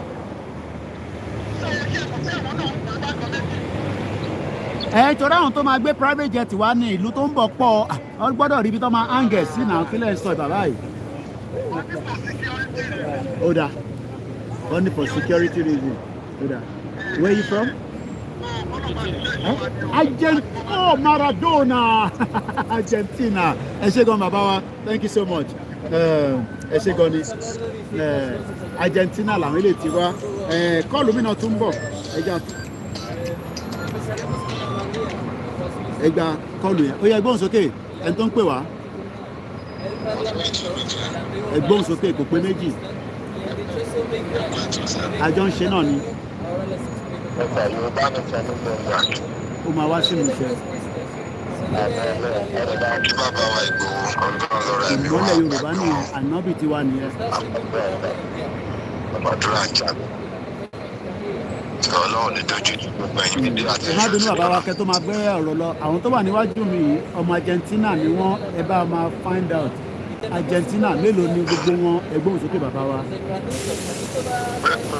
Èdè ló ń sọ ṣẹ́rí pé èdè lẹ́nu yẹn ń sọ kò sọ òyìnbó kan gbogbo bó ṣe ń sọ̀rọ̀ yẹn èdè ló fi ń bá wọn sọ̀rọ̀ wọ́n kó wọn wá fún bíi tourism ni báwa náà ṣe láti máa kó gbogbo àwọn èèyàn tó máa wá sílẹ̀ Yorùbá tó máa ṣàlàyé fún àwọn tó bá dé ẹni àlọ́ sójú olúro bàbá wa ilẹ̀ ní kọ́ọ̀lù ẹ̀ máa kí n disturb yẹn gbóhùn sókè. great news tí mo ní ní pé ẹ ṣáàrí kan tó ṣe fún bàbá wa refinery náà tí òògùn wọn fẹ́ kó ṣí wọn ti pa refinery yẹn wọn mọ̀ ọmọ pé kí Buhari ṣí wọn fẹ́ kí Yorùbá ṣí tọ́lọ́ tí mo gbórí ilẹ̀ wa ló wà tí Yorùbá bá tún ṣí kan ló jẹ́ wọn ti pa refinery yẹn o àwa láwà lérí àbẹ̀ o wọn ti òkun ẹ̀. ìrọ̀lẹ́ pa o ṣé pé refinery tí Buhari wá tó wá ṣí. wọn ti ṣe kò tí ì ṣiṣẹ́ lọ́wọ́ bí wọ́n fẹ́ ó fẹ́ fi ṣe lẹ́gẹ́sì fún Buhari ni kò fi jẹ́ kó jẹ́ pé Tinubu ló máa ṣe ẹgbọ́n sókè.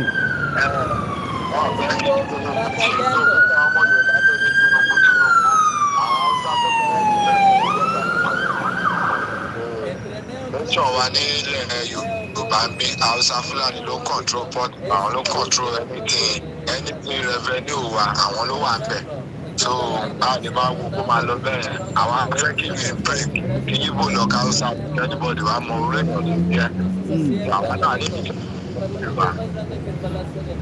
Bàbá wa kẹ́ tó lọ ẹ má parọ́ o ṣé Nàìjíríà ń ṣiṣẹ́. Nàìjíríà work economy sólà lánàá mo yẹ wà ní inú ilé mo wà kò sí náà sólà àǹfààní mo tán. a kò sí náà tí Tinubu bá ti débẹ̀ ó máa ṣe náà sí Lagos State fún yẹn má wọrí. kò lè ṣe é. ẹ má jẹ́ ká àwọn ní ká bá máa sọ̀rọ̀ bẹ́ẹ̀ ẹ jẹ́ ká jẹ́ kó débẹ̀ nù ẹ ṣé gan ni Ọlọ́run bá Elédùmarè á bá wa pẹ̀lú yín thank you so much ẹ má bínú gbogbo èèyàn wa ariwo pọ̀ ní background àwọn tẹ̀ ń wò yìí àwọn ni à ń pè ní Argentina mo fẹ́ sáré ka ìtàn Abraham Lincoln máa gbé gbogbo kámẹ́rà síwájú ẹ̀ sódà ká lè ka ìtàn ẹ̀ díẹ̀ níwọ̀nba tí a lè sọ fún ara wa pé ẹ má bínú ẹ̀yin èèyàn wa ìfẹ́ mú Abraham Lincoln òun ló wà ní ọ̀nkán yẹn ẹ má bínú mo fẹ́ adjust gbogbo fóònù Abraham Lincoln ẹ má bínú ẹ̀yin tẹ́ wà ní bíbá Abraham Lincoln is the ẹ rántí pé Abraham Lincoln ẹ̀jẹ̀ ń jọ wá báyìí ẹ̀jẹ̀ ṣe bẹ́ẹ̀ ṣe ń rí bẹ́ẹ̀ díẹ̀díẹ̀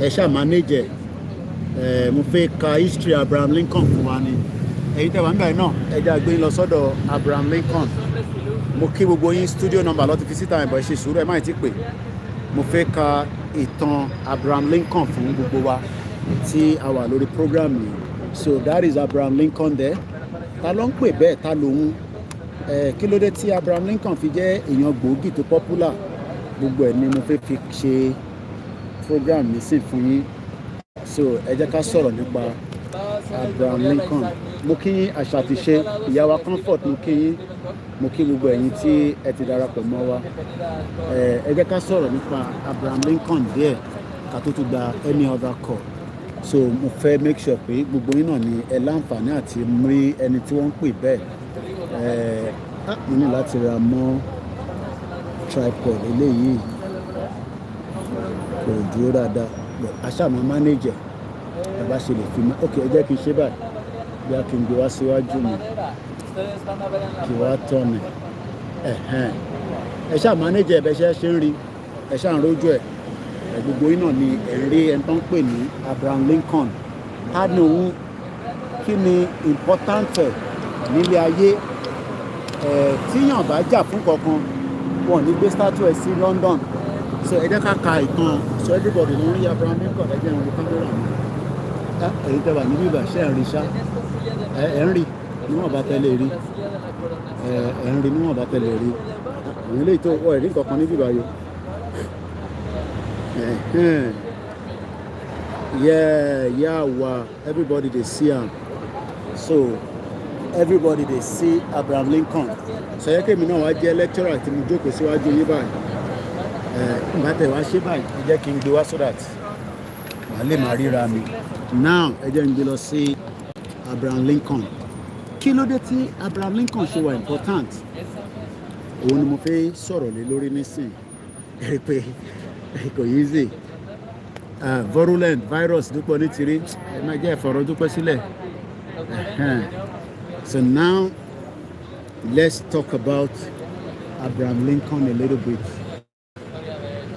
ẹ jẹ́ ká sọ̀rọ̀ ẹni tó ń pè ní Abraham Lincoln ta lòun ẹ má ti pè wọlé according to Wikipedia bàbá tẹ̀ ń wò lọ́wọ́ iwájú mi lẹ́yìn mi tí gbogbo yín wò yìí má bínú ẹ̀ tẹ́ wà níbí báyìí I'm not sure why it's not giving me a hand I think it's much better now everybody gbogbo àlàárín Abraham Lincoln Aziz Mori ẹ̀jàre láti Miami kò ní bàjẹ́ fún ẹ èmi àbúrò ẹ̀ náà ni KOIKIMEDIA fún ọ̀nífẹ́ lómi ṣe mí ta ni bàbá tó wà lẹ́yìn mi ẹ jẹ́ ká ka ìtàn ẹ̀ díẹ̀ gbogbo èèyàn ló ní ìtàn eré tá à ń ṣe lọ́wọ́lọ́wọ́ ìtàn náà ni ìtàn tó máa rántí forever táwọn kan máa ní bọ̀bọ̀ kan bó ṣe máa ń káàkiri ní London nìyẹn probably about 1,000 years from now 200,000 mo kí mọ́mí wa Esther Ọlákúnlé mo kí ìyá mi gbé mi lékè mo kí ẹ̀yin tẹ́ wà lórí Instagram mo kí gbogbo apárápátá always love _godchild mo kí gbogbo yín who is this man Abraham Lincoln Abraham Lincoln he was born on February 12 ọmọ Valentine Day ni for 2 days before ìjọ tó bí ni wọ́n ṣe Valentine táwọn máa ń ṣe 14 ẹ ṣe àwọn tó ń pè ní Valentine ọjọ́ olólùfẹ́ táwọn olólùfẹ́ tó máa ó yẹ yín ẹ ṣe àwọn bó ṣe ń lọ òun ló ń pè bẹ́ẹ̀ ẹ má bínú ẹ̀ tẹ́wà níbí báyìí pé mo wá sínú íméjì mo ṣàrà ń yọ nínú ẹ̀ díẹ̀díẹ̀ ẹ má bínú ẹ ṣàrà ẹ̀ mọ́ manage mi bẹ́ẹ̀ now ó kú ní wọ́n bí ní 12th of February ní 1809 ta ló lè sọ fún mi pé 1809 ṣé Nàìjíríà là ń jẹ́ nígbà yẹn àbí Yorùbá Kingdom àtẹ̀mágo tó ń dún aago kan rẹ̀ tí lù ṣé ní 1809 ta ló lè answer question ẹ̀ mú kí mọ́mí wa wúrà _ade_beauty sọ́ǹkì mú kí àwọn èèyàn dá mi lóhùn mo ní ṣé ní 1809 tí wọ́n bí Abraham Lincoln ṣé Nàìjíríà là ń jẹ́ nígbà yẹn ni àbí à ń jẹ́ Yorùbá kingdom. Ọmọbọ́lájí sọ pé Yorùbá kingdom ó dà pé òun nìkan ni ó mọ̀wé ní bíbá. Sáwà tó kú àmú kankan ni Jack Olúṣọlá mórí ẹ. Jack Olúṣọlá sọ pé ọ̀rẹ́ mi kan ni Abraham Lincoln, ó dàbí emir ọba Tẹ̀lú of Ìwó Òde. How far is this true? Ọ̀rẹ́ mi kan ní Abraham Lincoln dàbí emir ọba Tẹ̀lú. Ta ló ń jẹ́ emir Tẹ̀lú? Ṣé kò ń ṣe tó ń fagbó yẹn? Ẹjọ́ torí ọlọ́ ẹ má kàn bí Abraham Lincoln. Àṣà ti ṣe ẹ bá fi ara balẹ̀ kẹ bá mi gbọ́ ọ̀rọ̀ yìí. Àwòrán tẹ̀ ń wò yẹn mo mọ̀ pé kò ṣó dáadáa, ẹ má bínú, kíní yẹn ló ń ṣe ségesège, kíní tí mò ń lò yẹn ojú ẹ̀ lẹ́ ń wò yẹn. Ìbéèrè tí ẹ máa bi àwọn èèyàn ni pé níjọ́ tó bí Abraham Lincoln, ṣé Nàìjíríà ni à ń jẹ́ ní 1809 àbí Yorùbá kingdom? So kí ló dé tí ó wá ń dàbí tá à ń sọ fáwọn èèyàn tó dàbí ìgbà tẹ́ pé èrè máa ń tó wò yìí èrè ẹ̀. Bàbá mi tó ní èjì sọ pé Yorùbá kingdom, àṣà àtìṣe náà ti dá mi lóhùn, wọ́n ní Yorùbá kingdom ni o. Ó dẹ̀ kú ní 1865. Ṣé nígbà tó kú ìyẹn president yìí, because ó jẹ́ president rí, òun ni number 16. Ṣé nígbà tó kú, it was the same year when Charles Darwin was born. Ẹ ṣé gan ni, I am African. This is the platform that educates you. Mo sọ fún yín pé lecture room ní KOIKIMEDIA. A dẹ̀ máa ń ṣe practical. Èmi ò like theory púpọ̀. Mo fẹ́ wá sójú agba mi ibi tí nǹkan ti ń ṣẹlẹ̀. Arákùnrin náà wò yìí, bàbá yìí tó wà lókè. I am African ni Yorùbá obviously existing long before then. Bí a ká tó béèrè, ṣé nígbà tó kú ní April 15, 1865, ọmọ ọdún mélòó ni nígbà tó máa fi kú? Ẹ̀yin tẹ́ wà nínú ilé ẹ bá mi ṣe minus and plus. Wọ́n bí ní 1809, ó kú ní 1865. Ọmọ ọdún mélòó ni tó fi kú? Mo kí mọ́mì wa Bọ́lá Rosemary. Ọmọ ọdún mélòó ni bàbá yìí? Bàbá tó ń wò lẹ́yìn mi, bàbá yìí. Ọmọ ọdún mélòó ni? Nígbà tí wọ́n bá bíyàn ní 1809, ó dẹ̀ kú ní 1865. Ọmọ ọdún mélòó ni? Ẹ bá mi tètè answer. Wọ́n ní kò tẹ̀ sí nǹkan kan tó jẹ́ Nàìjíríà before 240 years ago, nothing like Nigeria. Ìbéèrè tí bá béèrè ní kẹ́ bá máa dáhùn. Ọmọ ọdún mélòó ni Abraham Lincoln? Bàbá yìí ó ti kú tipẹ́. Ọmọ ọdún mélòó ni when he was alive kó tó di pé ó kú? Tó bá bíyàn ní 1809, ó kú ní 1865. How old was he? Ọmọ ọdún mélòó ni? 56 years old. So kò tẹ̀ dàgbà púpọ̀. Wow. So he was only 56. Àwọn kan ní 54, àwọn kan ní 56. Sórí bó ṣe ń kọjá níwájú ẹ̀ ló ń take picture ẹ̀. Táwa lòun, irú ìrìn àjò wo ló rìn nínú ayé tiẹ̀ tó fi di pé ní 1865 tó kú, èmi Ọláyọmí Kóìkì of KOIKIMEDIA màá wá jókòó sí ẹ̀yìn èrè ẹ̀.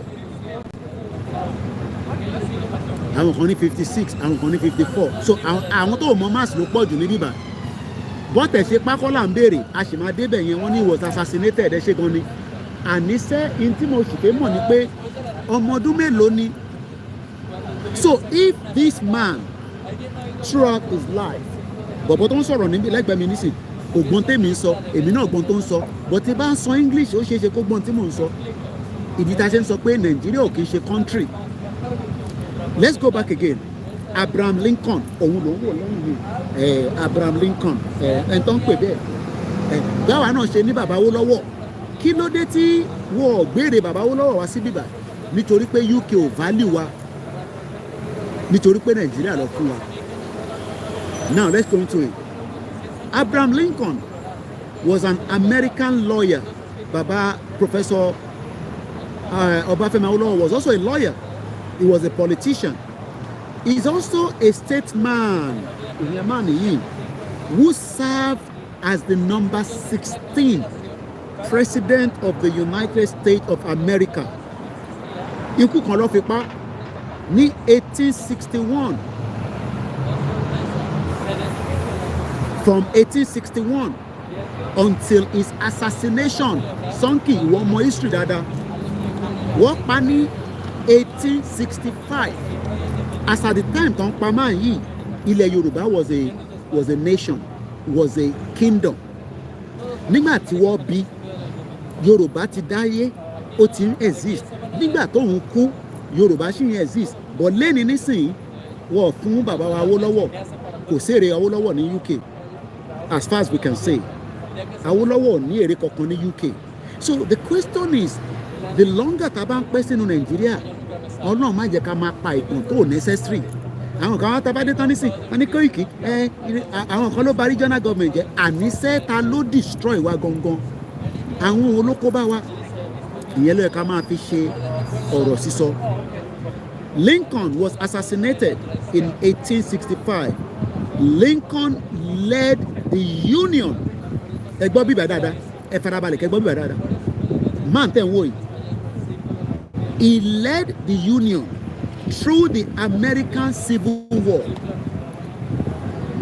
So America náà jàrí mo rántí mọ́ mo ti gbàgbé so America náà jàrí so ẹ̀yin tẹ́ ń sọ fún wa pé Ọlọ́run níjà já o Kóìkì má dájà lẹ́ o lè jókòó sí London o ẹ ṣé gan ni àṣà ti ṣe àwọn náà sọ pé ọmọ 50 ọdún ó lé 6 Yorùbá dùn lẹ́nu ẹ bá máa fi Yorùbá kan comment èmi á máa gbìyànjú láti máa kà á wọ́n ní ọmọ 50 ọdún ó lé 6 so 50 tabaka that's 50 sori máa yìí máa tó wò yìí ó ṣe gudugudu nígbà ayé tiẹ̀ sori bí Ìgbòho ṣe ń ṣe nísìn tẹ́ ń condemn ẹ̀ tẹ́ ń condemn Ìgbòho tẹ́ ń sọ pé kinní kan ní Ìgbòho tẹ́ ń sọ pé kinní kan ní Ìgbòho bí Ìgbòho ṣe ń ṣe nísìn sori wọn àwọn ọmọ Argentina wọ́n ti ń lọ sí wọn sori bí Ìgbòho ṣe ṣe tó ń ṣe lọ́wọ́lọ́wọ́ bá ṣe máa rántí ẹ̀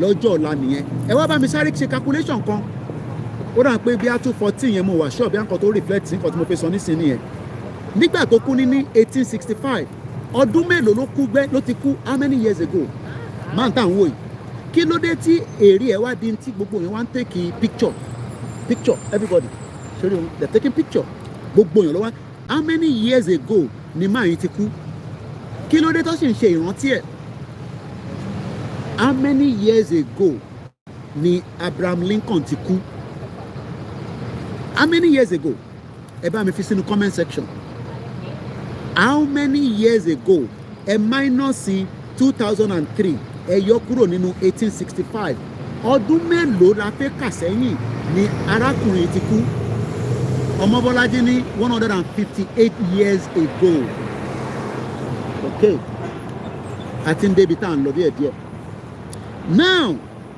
tàbá ti ń rí pé a ti rí 158 àti rí 156 àṣà sọ pé ó kú ní 150 something years ago so why is èrè ẹ̀ wá di tí wọ́n ń take picture ṣé ẹbọ ni wọ́n ń ṣe yìí ṣé ó tán súnà ṣé ó lọ sínú ìlànà ti Christianity ṣé ó lọ sí ìlànà ti mùsùlùmí eléyìí ti sọ fún mi pé ó ti ń weak iPhone yẹn so mo ní láti mú power bank ẹ̀ jáde the only problem kan ní pé tá a bá ti connect ẹ̀ mọ́ power bank kò ní okay mo sì lè lo mo ń bọ̀ ẹni sùúrù ẹ jẹ́ n play orin ká fi tẹ láfẹ́ díẹ̀ nísàlẹ̀ ìyẹn la ṣe ń sọ fẹ́yìn pé Ìgbòho ń ṣẹni tí ẹ máa yẹpẹrẹ ẹ̀yin tí ẹ mọ tí Ìgbòho ń ṣe lénìí àwọn generation yín gbogbo ẹ̀yin tí ẹ ń sọ̀rọ̀ sí Ìgbòho àwọn generation yín máa rí mẹ́sẹ̀gì yẹn wàá fi èpè wàá máa fi ránṣẹ́ sí yín èpè so ẹ jẹ́ ká lọ play ìyàwó Janet ká gbọ́ orin Ìgbòho wọ́n àti máa dé pẹ̀lú power bank mi láti fi dé pẹ̀lú iPhone mi tó ti sọ pé ó ti fẹ́ kú ẹ jẹ́ àmà gbọ́rin lọ́mọ ń bọ̀.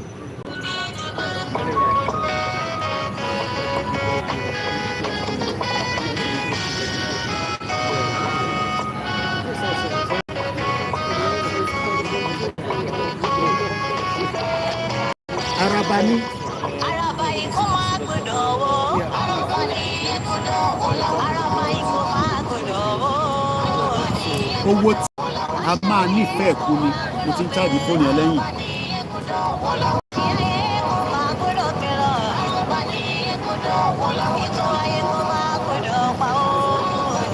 Mo kí ẹ it is AYK.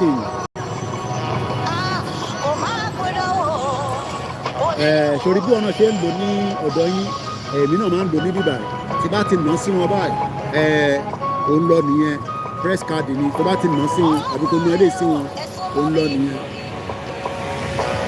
ó lọ ẹja gbọ́nrin ìgbowó yẹn délẹ̀ tán. sori bí o ṣe ní value pé Ìgbòho ò jẹ́ nǹkan kan fún ẹ ìjọ kan èrè Ìgbòho á wà ní gbogbo ìlú kan lágbàáyé wàá lọ máa wọ́ṣípẹ̀. ìdílé Ìgbòho Ìgbò yìí máa ń wó lọ kábíyèsí Elédùmarè wọ́n wá sọ èrè bàbá yìí wọ́n ń wọ́ṣípẹ̀ mo kíyàwó comfort ológun ìjà lẹ́yìn kùsì gbogbo ẹ̀yin tẹ̀ ń bú bàbá Akíntóyè ẹ fẹnu yín gbolẹ̀ gbogbo ẹ̀yin tẹ̀ ń bú bàbá wa ti fayé lóde ẹ fẹnu yín gbolẹ̀ ó kù díẹ̀ bẹ́ẹ̀ ni. àràgbà yìí wọ́n ní ẹjẹ́ sáré ka iye ọdún tí bàbá yìí ti kú wọ́n ní 37 ẹ ṣe gan ni àṣà ti ṣe ẹ bá wa lọ support platform yẹn àwọn Yorùbá gbòógì dá lẹ́nu wọn Ọlọ́run bá wọn pẹ̀lú yín mo kí gbogbo Yorùbá World Media mo kí gbogbo àwọn ọmọ Yorùbá tó fẹ́ òtítọ́ fún Yorùbá òtítọ́ làwa fẹ́ mo sọ fún yín pé kò ń ṣe mo ti fa gbùrù nílùú yìí a ti ṣiṣẹ́ dànù tá a bá fi àyè lè sílẹ̀ nísìnyí Ọlọ́run ní pé ó máa rí bẹ́ẹ̀ ni tá a bá lọ ṣé tí bá wà lẹ́nu iṣẹ́ ṣé màá wà ní bíbà màá máa ṣe léè tí mò ń ṣe sórí ẹni tó ń wò yìí wọ́n ní ìjọ tó kú wọ́n ẹjẹ́ ń ka Yorùbá yìí síta òun dà wọ́n sọ fún wa pé ń bọ̀ ọmọ 50 ọdún ó lé nọ̀nà ìyẹn kọ́ èyí yíẹ̀ tó ti kú ogójọ́ ó dín méje 158 years ni bàbá yìí ti kú bọ̀ lẹ́nìí àwọn èèyàn wá sí London wọ́n ń béèrè pé níbo ni wọ́n fi èrè ẹ̀ sí kọ́kọ́ take a picture kọ́ upload ẹ̀ èmi náà ṣe máa take a picture kí n tó kúrò níbà yìí o já a gbọ́ Ìgbòho lẹ́ẹ̀kan sí Araba ní kò gbọ́dọ̀ kú. ṣọ́dá máa ń sọ Fúlàní òyìnbó ṣe ń pa wá. ṣé wọn pé nínú ìtàn tá à ń gbọ́ lọ lẹ́ẹ̀kan wọ́n ló wà lára àwọn president number 16 1 2 3 4 5 6 7 8 9 10 11 12 13 14 15 16 òun ni bàbá yìí a ṣe ń rántí ẹ̀ títí dọ̀la oríṣiríṣi ìlú àwọn ìkan ló tún lọ yìí. Hello, what country are you from? France. Hey, Macron, France. Hey.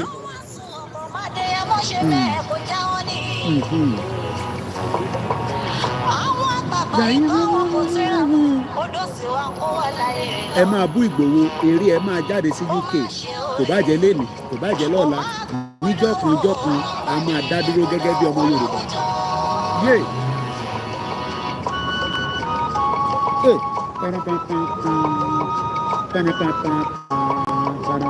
Ẹ ṣé gan ni àṣà ti ṣe mo kí ẹ ti ṣe kí mo kí gbogbo KOIKIMEDIA team Araba ní kò lè wo sẹ́ẹ̀ Ìgbòho ìṣà ìmọ́lẹ̀ Yorùbá. Bámi kọ́ máa dé yẹ mọ́. Mo kí àwọn ìyàwó ẹ̀ mo kí àwọn ọmọ ẹ̀ mo kí ìyá tó bí lọ́mọ. Ní sùúrù ó fi gbogbo tó ní sílẹ̀ ẹ̀yin tẹ̀ ń pẹ́ ẹ má ti pè àgbà kọ́ọ̀lù nísìnyí ẹ ṣe sùúrù ẹ má ti pè bàbá wa ẹ ti pè lẹ́ẹ̀kan ẹ ṣe sùúrù ó fi gbogbo tó ní sílẹ̀ arákùnrin ti kú nísìnyí a tún ṣe ìrántí ẹ̀ èmi tún ṣe ìrántí ẹ̀ wá sí bíbá ẹ̀ wá ní pé Ìgbòho tó ń ṣe wàhálà lọ́wọ́lọ́wọ́ òní kò ní value sí wọ òní kò mọ̀ ṣe ó ń pè lóríṣiríṣi orúkọ àwọn tó dẹ̀ ń pè lóríṣiríṣi orúkọ ẹ̀ tí ì ṣe ìdajì tí Ìgbòho ṣe. Akíbàbá Akíntóyè lẹ́ǹkan sí. èrò bá rí kọ́ mọ́ wọn ní ipò ọmọ rẹ̀. Bẹ́ẹ̀ni.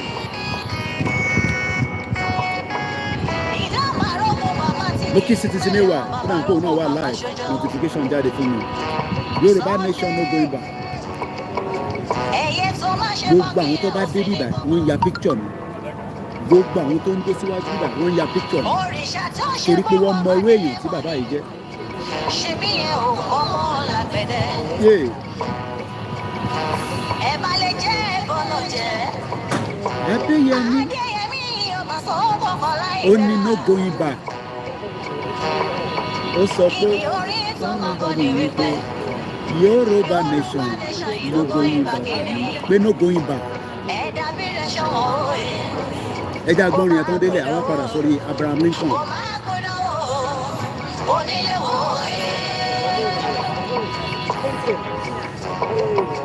akíkanjú ọkùnrin ní Ìgbòho ṣá owó baba dami kábíyèsí lédùnmọ́ rẹ̀. ọjọ́ wo ni wọ́n dalẹ̀ ìfẹ́ sọ́tọ̀ọ̀tọ̀. àwọn kan ní àtìpa ni àwọn kan ní wọ́n kó bá ní Ìgbòho ní òun lòun ń ṣe tó ń wọ̀n òun lọ́kàn nítorí pé àsìkò kan dé tí Elédùmarè sọ pé òun lòun máa lídẹ̀. mo ní no Ìgbòho no Yorùbá nation tí kò bá sí Ìgbòho kò sí Yorùbá nation ẹni èmi ni mo sọ bẹ́ẹ̀ Koiki Media. mo sọ fún yín pé ìjà tá à ń jà yìí a máa jáde lẹ̀ ní Ìjẹ̀bú no dey run for anything. àwa kéré sáwọn tẹ máa dẹ́rù bà.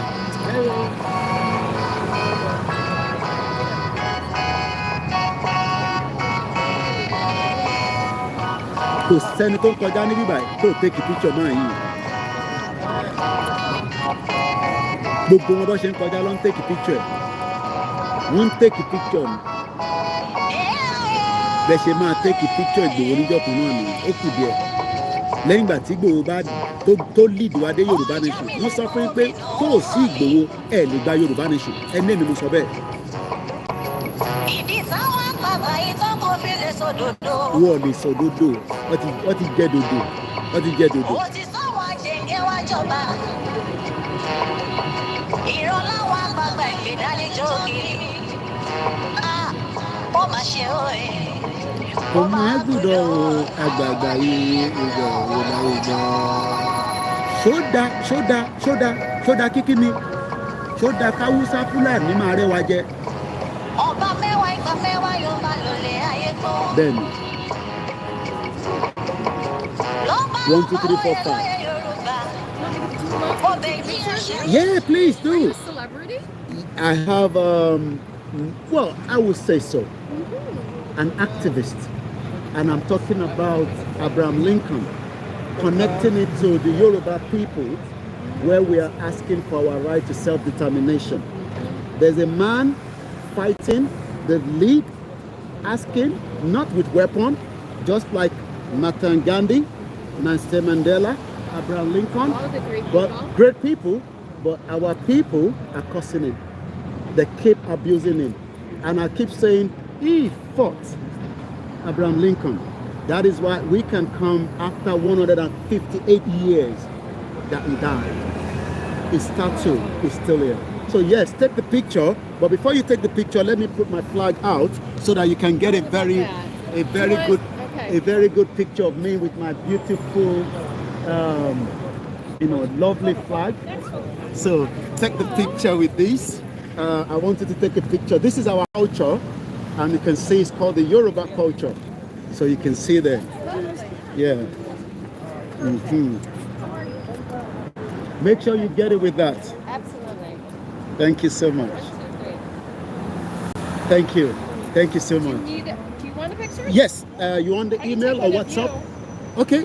The problem is Or I I'm can here. just WhatsApp you. Yeah. But don't give the number on the phone. Yeah, let me give you the number Okay. without you mentioning your number off air. 1 minute. Oh, okay. And answer me. Okay. I get this email. You can send it to this So WhatsApp. I'll just, okay, perfect. I'll take a picture of that. Yes. Great. All right, you got it. So how long are you going to be out in UK? Oh, I missed it. Oh, you Do missed it. again. Okay. Let's try that again. Takes it slowly. Got it. All right, go. All right. Thank you so much. So let's come back to the conversation. Kambalo. Ẹ jẹ́ ká padà sórí Abraham Lincoln lẹ́ẹ̀kan sí i. Mo máa dúpẹ́ lọ́wọ́ gbogbo èèyàn ọmọ Yorùbá tí ẹ̀ ń fi ẹ̀mí bá conversation yẹn lọ. Ta ni wọ́n ń pè ní Abraham Lincoln? Òun ni mò ń ṣe analysis ẹ̀ lọ́lẹ́ǹkan fún yín. A ti mọ̀ pé wọ́n pa ní 1965. He was assassinated in 1965. Lincoln led this man. He led the Union through the American Civil War to defend the nation. Farabalẹ̀ kó gbọ́ àárín yẹn. Farabalẹ̀ kó kọ̀rọ̀ra gbọ́ ibẹ̀ yẹn. He led the Union. Ó wà lára àwọn tó dúró tán pé in tí Amẹ́ríkà fi di Amẹ́ríkà lénìí tí wọ́n fi ń wá visa Amẹ́ríkà tó fẹ́ fi lọ kàwé l'Amẹ́ríkà. Ara àwọn tó jìjà yẹn lélẹ́yìí. ìgbà tó máa assassinated he was only 56 years old kódà kò pé 60 kò pé 70 kò pé 80 kò pé 90 kò sí bó ṣe fẹ́ dárúkọ Amẹ́ríkà lénìí tí wọ́n ní dárúkọ Abraham Lincoln. So Abraham Lincoln has become an icon. Imagine pé tó bá jẹ́ pé nígbà tí wọ́n ní kí Abraham Lincoln kó wá lead kó máa sá sẹ́yìn kó máa ní wọ́n máa bóun wọ́n máa ní òun ti kówó jẹ tó máa ní wọ́n ti sọ̀rọ̀ sóhun tí kò ṣe gbogbo kìíní yẹn ṣé lénìí a máa lè máa sọ ìtàn ẹ̀ kí ló ṣẹlẹ̀ ajá ká padà he led through the American Civil War to defend the nation as a constitutional union and succeeded in abolishing slavery, bolstering the federal government and modernizing the U.S. economy. This is the man. It's called Abraham Lincoln. He was the 16th president of the United States of America. And from what we know, he died on April 15, 1865. So when people say death, it's all about we have all tried to rectify and fix Nigeria as a country. But Nigeria already like to fix it. In our own little ways. But unfortunately, Nigeria,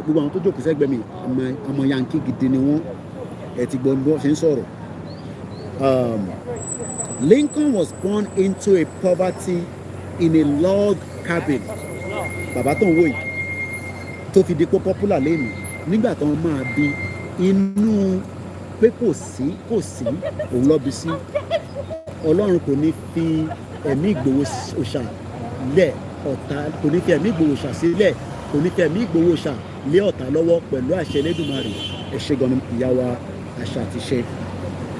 He was born wọ́n bí sínú ìṣẹ́ torí ìwọ tó ń sọ pé àwa nínú ìṣẹ́ lénìí n tí Ìgbòho ń jà fún nìyẹn pé ká má wà nínú ìṣẹ́ káwọn olóṣèlú wa kó lè ṣe òtítọ́ fún wa kó lè sọ fún wa the needful but they refused to.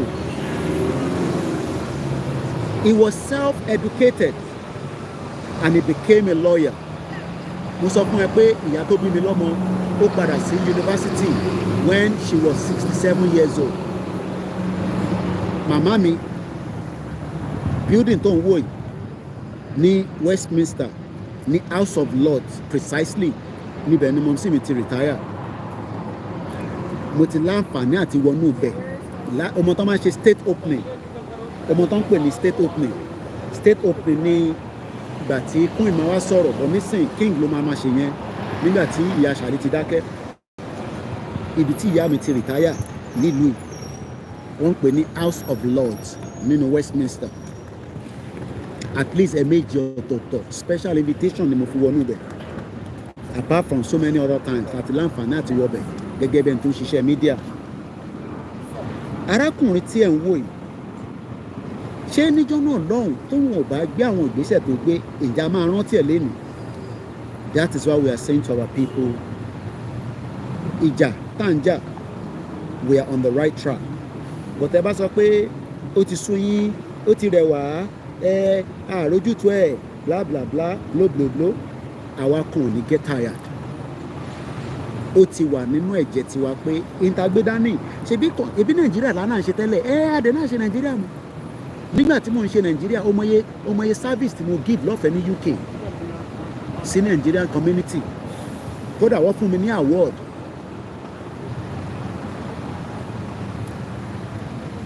ní award àbọ̀rọ̀ mo yẹ nísìn àbí nǹkan tí mo sọ yẹ wọ́n fún mi ní award tó fún mi yẹn mo fi ṣe kí ni àwọn ya máa bẹ̀rẹ̀ pé kí ló pa mí lẹ́rìn ẹ mọ̀ pé sometimes mo rí ṣé o mọ̀ pé o tún fẹ́ tẹ́ ìwọ tó ń pè ní Florence ajẹ̀káyé àbí ṣé kalẹ̀jáyé àbí alákàrà o tún wá sínú bíbà ṣé o mọ̀ pé mo ti fún ẹ lésì nínú WhatsApp torí mo ní sọ̀rọ̀ kankan màá fi ẹ́ sílẹ̀ tó bá yẹ pé scammer ni mí ẹ fi sílẹ̀ bẹ́ẹ̀ èmi lèmi fún Dúpẹ́ Onítìrí ní scammer kí ló wá ń dùn ẹ́ lọ́kàn kí ló ń dùn ẹ́ ìwọ ìyá burúkú yìí à ń sọ̀rọ̀ ìkànnà àwọn president yìí torí pé o tún fẹ́ tẹ́ o tún wá bá mi nínú broadcast tí mò ń ṣe ìyẹn ìwọ mo ti comment ẹ nísìn ìwọ Florence ajẹ̀kálá àbí alájàkárà ṣé ọ̀rọ̀ tí mo sọ sí ẹyẹ ló ń dùn ẹ́ má bínú ó ń dùn àbí ó wọnú egungun ẹ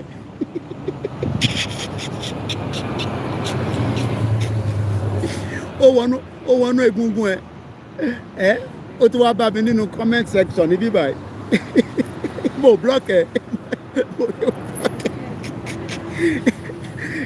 àwọn tó máa bá ẹ dá ẹ lóhùn jẹ́ kí èmi máa bá iṣẹ́ tèmi bá wa ṣọ́ra àwọn tó máa dá ẹ lóhùn inú comment lọ́wọ́ bọ̀ ní tí mo kàn máa sọ fún ẹ ni pé sọ fún Dúpẹ́ kó sọ bí tó wà 24 hours á kàn lára sọ fún Ṣọyẹ Kóríbẹ̀ kó sọ bí tó wà máa kàn lára sọ fún Wálé Àlí tó àbá fẹ́ ká pàdé ní London anywhere máa pàdé wọn wàláì mo dúró tán èmi ò jókòó sínú mídíà inú abó nínú ilé ká máa sọ̀rọ̀ torí pé ta lèmi wà sórí torí pé mò ń gbé kiri ni sórí mò ń gbé kiri ni sọ fún Dúpẹ́ Onítìrí pé kó jáde kó gbé flag wá báyìí mo fún Dúpẹ́ Onítìrí ní challenge ẹni pé kó jáde sí ojú títì mo ti filẹ̀ fẹ́yìn tẹ̀wá nu comment section ẹ̀yin lẹ́ máa èmi ò block ẹ ẹ má block ẹ o ẹ̀yin back end team ẹ má block ẹ fi sílẹ̀ ẹ jẹ́ kó máa ṣeré parí bẹ́ẹ̀ ó máa ní high blood pressure kú ni wàláì sọ fún Ṣọyẹ Kóríbẹ̀ kó jáde sí Manchester kó gbé flag Yorùbá nation báyìí sọ fún Wálé Àlí kó jáde kó gbé báyìí sọ fún Ìjìnlẹ̀ pé ní Turkey pé kó jáde kó má jókòó sínú ilé kó lọ sí city center wọn central wọn kó gbé flag Yorùbá nation báyìí bomb bastard ẹ máa ní high blood pressure kú ni èmi ni máa pa gbogbo yín kékeré mo sì ń bá Dúpẹ́ virulent ni mo pè é o mọ tó ń pè ní Dúpẹ́ ni tí Dúpẹ́ Onítìrí bá jáde sí Lagos ẹni kó gbé flag Yorùbá nation báyìí ọmọlúkà tó mú wá gan sọ pé owó orí flag lọ́wọ́ ẹ̀rí tó bá tún fẹ́ yẹn mo ní tó pọ̀ mo máa ń gbé kiri ni torí orí ẹni tó ya picture mi nísìn torí pé nígbà tó fẹ́ ya picture mo ní kó jẹ́ kí n mú flag mi jáde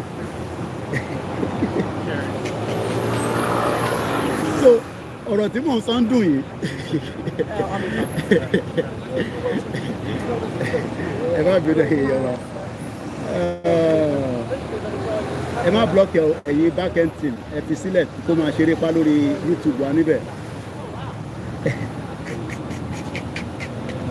torí pé mo tún lélẹ̀ sọ fún Dúpẹ́ Onítìrí pé kó jáde sí títì sọ fún Dúpẹ́ pé kó tó bá jáde kó wá mú flag wa kó mú eléyìí kó mú mọ́fìlà kó dé fìlà tó bá ti lè ṣe bẹ́ẹ̀ àwọn mọ̀ pé Yorùbá nation ló ń ṣe torí tí Dúpẹ́ bá ti ṣe yẹ ṣòro ẹ̀ tẹ̀lé ọlọ́mọ ẹ̀kẹ́ ní high blood pressure ẹ má lọ ní high blood pressure torí pé wàá kọ́ lọ torí ìwọ̀ kalẹ̀ jáyé má lọ ní high blood pressure má lọ ní high blood pressure lórí KOIKIMEDIA o gbogbo ẹ̀yin tẹ́ bá ti bú wa ìwọ tó ń wò mí náà tó wà lábẹ́ program tó bá ti lè send voice sọnù sí mi nọ́mbẹ̀ ó máa wà to public domain èyí tí mo gbé nọ́mbẹ̀ síta ó pè mí títí lánàá bí ó rò pé máa yọ nọ́mbà yẹn kúrò lórí social media bó ṣe máa wà ń bẹ̀ for life ni bí nọ́mbà yẹn ṣe máa wà ń bẹ̀ for life ni tó bá ti lè send voice note sọnù sí mi ìwọ tó wò mí báyìí ẹ wà lábẹ́ show báyìí ṣẹ́rí yẹn inú status tí mo post wèrè woman yìí ìyẹn wá comment section ìyẹn náà bú mi dáadáa no problem ó ti di public nìyẹn nọ́mbẹ̀ mo gbé síta ó bẹ̀rẹ̀ sí pè mí mo kí Mr. Peter ó fẹ́ kí n yọ nọ́mbà yẹn kúrò lórí social media nọ́mbà yẹn ti wà for life so kalẹ̀ jáyé jẹ́ kó máa bá ẹ dì pẹ̀lú ẹ lórí social media bẹ́ẹ̀ mo ní time mo fẹ́ máa sọ̀rọ̀ tí mò ń sọ torí o ti distract wa nísìn à ń sọ̀rọ̀ nípa Abraham Lincoln so ẹ̀yin èèyàn wa all I just want us to know is that the movement was destroyed along the line. But it's okay. Mr. Fab. Ẹni tó bá ti lè bú mi pẹ́rẹ́ nínú gbogbo yín, èmi ò ní màá bú ẹ padà o, màá bú ẹ dáadáa. But sórí nọ́mbà yẹn, sórí bí nọ́mbà tèmi ṣe wà ní public, nọ́mbà tiẹ̀ náà máa wà ní public. Àkínbọ̀lẹ̀ yìí wà Mr. Adébánjọ, nọ́mbà Kalẹ̀jáyé ti wà lórí social media, nọ́mbà olè ń wá, ẹ̀yin follow wa dáadáa nìyẹn. Ó wà nínú community lórí YouTube, ẹ lọ sórí community. Wọ́n ọ̀dẹ̀ lè yọ, èmi ni mo post ẹ̀ síbẹ̀. Gbogbo yín, nọ́mbà yín pátá. Ó máa wá sórí social media ni. Ẹ di celebrate ọ̀sán gan nìyẹn. A sọ pé kò sí Yorùbá nation mọ́, níbo lẹ ti gbọ́n yẹn o. Mọ́mí wa Ṣọlé Stitch. So you are saying no more Yoruba nation because I am confused. Tí bá ní no more Yoruba nation, màá dé fìlà Yoruba nation, màá lo flag Yoruba nation, màá wá ṣẹlẹ̀, màá wá síta. Bí ẹ̀gbọ́n kan tí mo sọ látàárọ̀ o, kò síbi kankan tá a ti sọ pé no more Yoruba nation. Continuity ní Yoruba nation, movement ni. Mo ní Dúpẹ́ Onítìrí virus ló dé, ló pín ìrìn àjò yẹn sí méjì. Dúpẹ́ oní bipolar tó sick lórí. Ok, nígbà tí Mandela ń jà, èrè Mandela wà níbẹ̀, màá tún padà síbẹ̀ nísìn. Nígbà tí Mandela ń jà, ṣé ọdún méjì ló fi jà? Ṣé ọdún mẹ́ta ló fi jà? So when people are saying that movement yìí àgbọ̀n kankan mọ́, gbogbo ẹ ti quiet jù, ṣé ẹ fẹ́ kí n kó ìbọn jáde kí n máa fi pa àwọn ọmọ Yorùbá nítorí pé mo fẹ́ gba Yorùbá nation? Ṣé ẹ fẹ́ jẹ́ kí n kó ìbọn jáde ká bẹ̀rẹ̀ sí pa àwọn èèyàn? So the only thing we can do is to continue to educate the people, which we are doing now. So bóyá ẹ̀gbọ́n àárín ibi tí a ti ń sọ̀rọ̀ kò sí anywhere nínú Koiki Media, kódà mo ever jáde kí n sọ pé ó sú mi rí. Àná mo ti ṣiṣẹ́ ní UK for 20 something years, eléyìí tí mo ń ṣe for now ó tẹ́ mi lọ́rùn, so bó ṣe jẹ́ nìyẹn. So ẹ jẹ́ ká play orin wa tó kù tán ká tó máa tẹ̀síwájú. So ká tó máa tẹ̀síwájú, àwọn ọmọ ìran ọmọ aládé tí Elédùmarè tó dá sí ilé ayé dáadáa, tí whether they like it or not, Yorùbá nation kò ń ṣe tí wọ́n lè sọ fún wa pé, kódà UK tí mo wà, UK ò lè sọ fún wa pé ká stop ní tà ń ṣe. Gbogbo ẹni mo fi sọ, Amẹ́ríkà gan ò lè sọ bẹ́ẹ̀. So ẹ jẹ́ ká play the last part of orin Ìgbòho tá à ń play lọ yẹn. Àwa tún move kúrò ní location yìí, a tún lọ sí location mi. So mo fẹ́ get ara mi together, àì má bínú. Mo fẹ́ play orin tá à ń play lọ lẹ́ẹ̀kan. So Kalẹ̀jáyé àbí kí ló ń jẹ́ ṣọ́ra ẹ níbi tó wà yẹn o. O kò fẹ́ kí n máa fún ẹ ní popularity, irọ́ rẹ̀ ló pa. A fẹ́ máa gbúra díẹ̀díẹ̀. Òrìṣà tó ṣe bọ́kọ̀ bàdé mọ́ ni, ṣe bí ẹ ò kọ́mọ́ lágbẹ̀dẹ. Ẹ bá lè jẹ́ bọ́lọ̀ jẹ́. Adéyẹmí ọmọ sọ kọ̀kọ̀ láì dá. Kìkì orí tó máa kọ́ ni wípé Yorùbá nation ìlọ́gọ́ ìbá kìíní. Ẹ jẹ́ ká change the camera view. Ẹ jẹ́ fún yín another camera view. Ẹ jẹ́ àjà padà sí. Ẹ jẹ́ change the camera view.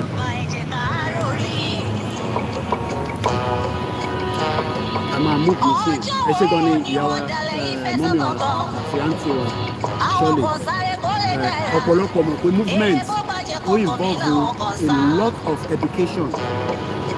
Ṣébi tí wọ́n ti báyé jẹ́, ẹ̀mọ̀ fáwọn politicians wọ́n ti báyé jẹ́.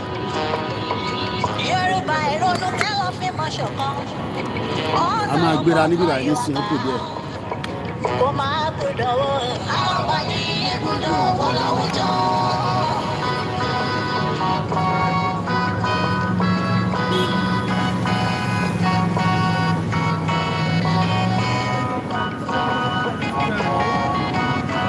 Mo fẹ́ move mi sí yẹn, so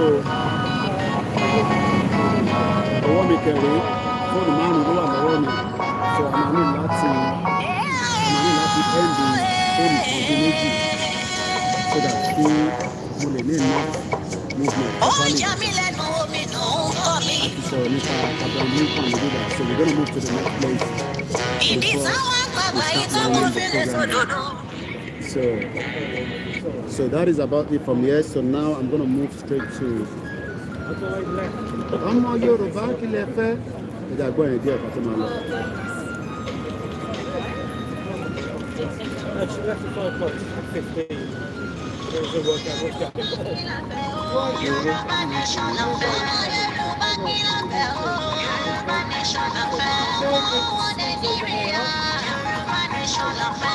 Bẹ́ẹ̀ bá mọ nǹkan ṣe níbí ìbàdàn wọ́n ti fi ìpàdé sí ìbàdàn ní o tó bá mọ bó ṣe ń lọ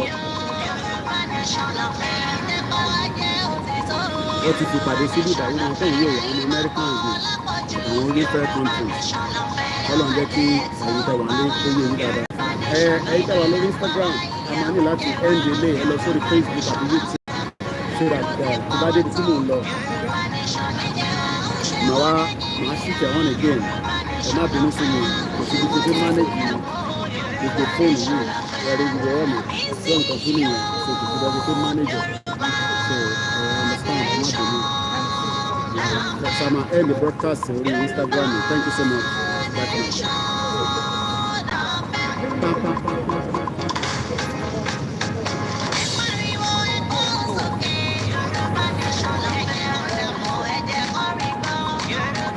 Bàbá débi táwọn lọ èyí tẹ́ wà lórí Instagram switch your on padà my aunty èyí tẹ́ wà lórí Instagram ẹ má bínú pé I would love to have the phone running but tí bá débi tí mò ń lọ padà again ẹ̀rí pé mo ní láti manage àwọn ilé wa lórí tripod so easy for me láti lose ẹ̀ àwọn ilé ìwé ibi tó wà so ó difficult so tí bá débi tí mò ń lọ màá start Instagram yẹn padà so you will miss so much but ẹni tó bá fẹ́ continue broadcast o.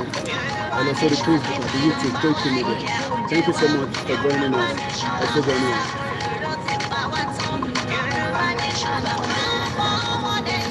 So we're going to move in a minute.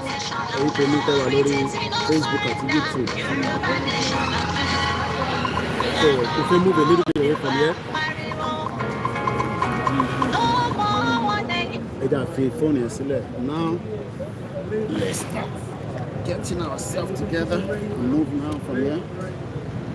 Can move, let's see another location. Picture should take a nice picture from here. The phone, camera phone with that. I can take picture.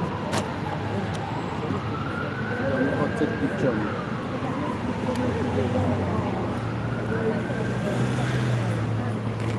Excuse me. I know.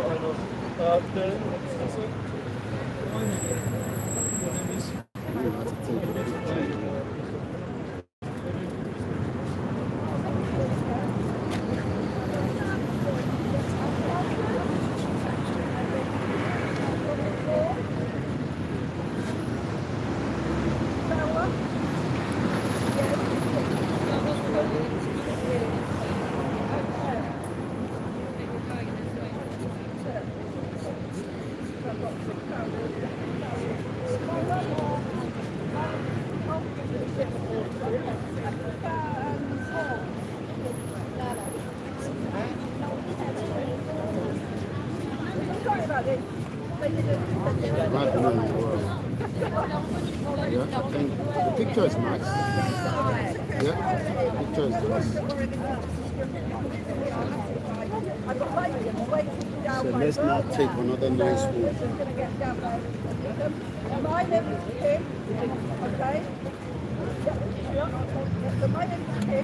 All right, so we're gonna move now, and then hopefully still have about another half an hour to play this, and then we're gonna start moving. So we turn the camera to the front, and then there'll be a lot of movement. At least I want to manage a tripod meta. I can manage, but more manage pẹ̀lú Instagram here. So now, answer on nípa ibi tí King Charles ti ṣe coronation ní ọ̀sẹ̀ mẹ́rin nísinsìnyí. Area yìí ni à ń pè ní Parliament Square. Ibi báyìí ni wọ́n ń pè ní the Supreme Court is a free admission Monday to Friday láti aago 9 àbọ̀ títí di aago 4 àbọ̀. Free watching, free admission láti wá wo oríṣiríṣi case. So Supreme Court lélẹ̀, okay? So kò sí nǹkan kan tí ọ̀dọ̀ tiwa tí wọ́n ti parọ́ oríṣiríṣi fún wa. We have been told lies for a very, very long time. So as you can tell there, so tó bá wà ní UK, you can easily just come here láti lọ sí inú Supreme Court. O lè lọ wo ẹjọ́ tó bá ń lọ. And that is the difference between the contraction Nigeria. As you can see, the crowd that comes into UK is just, mo pray pé gbogbo ẹ̀yin tí ẹ ti wọlé àtẹni tó ti wọlé tí ọkàn wọn ò tí balẹ̀, Ọlọ́run á jẹ́ kí a fi ìfọ̀kàn balẹ̀. Torí ní ọba wà nílùú yìí tó bá ní ìwé, gbogbo tèmi ń ṣe yìí, ẹlòmíà ní Koiki, torí wọn máa ti ní status ni, even though it does not matter, as long as tó bá ti ní system tó fi operate pẹ̀lú wọn ní bíbá, which is pé kò ní application. Mọ̀mísí mi máa ní ẹni tó bá bí sí UK, ó ti di dandan pé ẹni tán òun máa go through immigration. Mo ti wá sí event ní bíbá dáadáa láti wá ṣiṣẹ́. Mo rántí pé Plateau State Governor along yẹn, ibi báyìí ni a ti pe káàbù fún. Gbogbo wọn ní anything to offer you. Is they just want to be relevant. That's all. As to move sí location, ibi báyìí ló ń pè ní Westminster Abbey. Mo kí ìyá mi mo tẹ̀ kí látẹ̀ǹkan. Mo kí ìyá tó bí mi lọ́mọ. Mo kí gbogbo àwọn Yoruba self-determination movement. This is ibi tó ń pè ní Queen Elizabeth II Center. Mo ti ṣiṣẹ́ níbi báyìí dànù. Nígbà tí mo ní mo ń ṣe hospitality, serve tea, this and that. Mo dẹ̀ ti wá ṣe event náà níbí báyìí. Wọ́n máa ń gbé event wá sí bíbá yìí. Irọ́ ni ọ̀tẹ́ bá ti rí gbogbo tó ń ya picture tó ń upload ẹ̀ sórí social media. Ẹ béèrè lọ́wọ́ wọn pé kí ni outcome event yẹn? Zero ni, kò sí nǹkankan. Láti 24 years tèmi ti wà nílùú gbogbo summit tó wá ṣe ní London, 0 ni, irọ́ ló bá dé. But ẹni tó wà nílé tẹ́yìn bá ti rí tó bá ti upload picture wọn, tó dẹ̀ ti kọ write up, tó ti fún paper lówó, tó ti kọ small article. Wá ní Ṣèyí Mákindé ti wá sí London, ó ti wá bá àwọn investors. Irọ́ ni, investors wo ló wá bá? So church yẹn lélẹ́yìí tí a ti máa ń sọ nínú ilé pé òkúta bẹ̀m̀bẹ̀m̀bẹ̀m̀ máa cross iwájú bẹ̀ nísìn. Ìwọ náà wá bá béèrè lọ́wọ́ rẹ pé ṣó gbogbo tí Koiki fi wọ̀n wá ìṣòrí ibi báyìí nísìn, ibi báyìí bí ọmọ fílẹ̀ báyìí ni. But wo center yẹn nísìn, ìṣòrí bó ṣe rí láti iwájú. Oríṣiríṣi event la máa ń ṣe níbẹ̀, oríṣiríṣi mọ̀mọ́ tó ń ṣe nísìn níbẹ̀. The UK road to net zero, different events. Àwa ní ilẹ̀ sọ the event center kò ní pàtì kankan tó ń ṣe. Irú ayé wo gan la wá. A dẹ̀ ń sọ fún yín pé ẹ jẹ́ ká ṣe yàn láti máa wà careful tó ráhùn tó ń gun bicycle. A dẹ̀ ń sọ fún yín pé ẹ jẹ́ àfi ràtìràtì Nàìjíríà sílẹ̀. Koiki no máa ti jẹ́ ká ṣe bẹ́ẹ̀, this that. Wo ṣọ́ọ̀ṣì wọn nísìn, ṣọ́ọ̀ṣì tí wọn nísìn is more of tourism ló bá dé. Mo mọ̀ bẹ́ẹ̀ àwọn èèyàn wọlé ni, so tó bá ń wọlé kémi náà fojú mi lóúnjẹ. Is it free entry? You have to buy a ticket. You have to buy a ticket. Yeah. How much is the ticket? £27. £27. Is that the cheapest? That's the cheapest. I'm looking for a much cheaper one. Unless you want to change your date of birth. In UK, is that possible? Not really. You can change your name in the UK, but you can't change your age. Thank you so much. Okay. You're working hard. We love you. Ṣùgbọ́n tó sọ bẹ́ẹ̀ yẹn. Àníyà ti jẹ wá. Èmi á fi £27 wọnú ṣọ́ọ̀ṣì. A ti wọ gàù Ọlọ́run. Ṣẹ́rẹ́ ìtẹ̀ wà nílé. Ṣùgbọ́n tí màá yẹn sọ.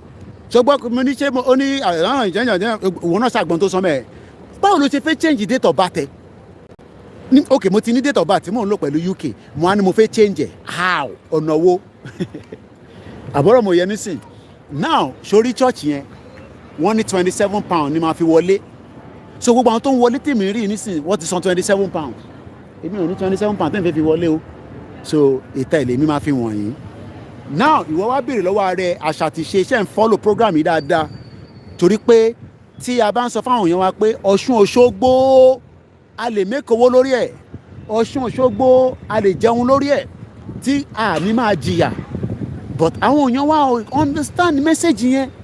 ẹni ẹ àwọn oníṣẹ̀ṣe ẹ má ṣẹ̀ṣẹ̀ ṣe ẹ má ṣe kinní kan gbogbo kinní yẹn sórí àwọn yẹlé bó ṣe pọ̀ sórí ẹyẹlé mo kí ìyàwó Esther so ìyẹn lèmi ṣe ń sọ fáwọn èèyàn wa pé ẹ má jẹ́ ká fi làpálàpá ká máa parọ́ fúnra wa pé Nàìjíríà máa ṣiṣẹ́ lọ́nà wo £27 ni màá fi wọnú ṣọ́ọ̀ṣì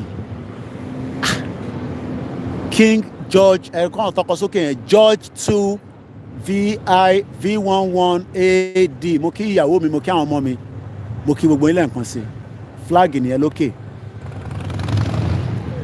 history àwọn náà maintain history wọn wọ́n maintain culture wọn àwa nísìn táwọn oníṣẹ̀ṣe bá sọ̀rọ̀ nísìn a máa bú wọn a like wọn àwọn oníṣẹ̀ṣe wá di ọ̀tá wa mùsùlùmí a máa bá oníṣẹ̀ṣe jà àwọn kẹ̀rí tó gbé ṣọ́ọ̀ṣì wá fún wa tó gbé religion wá fún wa ìyẹn láyé pé ọ̀rọ̀ religion ẹ má jẹ́ ká fi dájà lẹ̀ láàrin ara wa religion kọ́ là ń torí ẹ̀jà we are fighting the future of we the Yoruba people àwa ìran ọmọ aládé gbogbo àwọn tó ń wò yìí kò ń ṣe gbogbo wọn náà ni tourist àwọn kan wà tẹ́ pé wọ́n gba day off ẹlòmíì wá láti outside London ẹlòmíì ti dé London ti pẹ́ I mean ó ti wá sí UK for probably years kò ráyè dé gbogbo bíbá ìyẹn làwọn tó máa ń ṣe video blogging tó bá lọ sáwọn ìlú kan ibi tí wò lè dé wọ́n á máa fi wọ̀n ẹ́ torí kò ń ṣe gbogbo alámadé bíbá whether we like it or not gbogbo akọ́lá máa ráyè dé UK à ń bẹ Ọlọ́run pé kí gbogbo wa lè dé bíbá ẹni ṣé gbogbo àwọn tó wà nílẹ̀ Yorùbá ló máa dé UK ni UK kẹrin ni bàbá olówó ti wá bá wa fa wàhálà pé a fẹ́ gba independent àti gbé yín débẹ̀ ń rí so I'm just gonna move back towards this side now èmi ò ní àwọ̀ lè fi £27 wo ibi tí wọ́n sọ yẹn ẹja máa tẹ̀síwájú díẹ̀ mo kí gbogbo wa lẹ́ẹ̀kan sí ẹ jẹ́ ká ka ìtàn bíbá díẹ̀ sí ẹ jẹ́ ká kà the royal wedding of 2011 ibi àdúgbò yìí ló ń pè ní Broad Century Link Parliament Square ó lọ sí Victoria yẹn ó dé Gatwick Airport Victoria yẹn ó wà very very unique ìyẹn ló ń pè ní Victoria Line.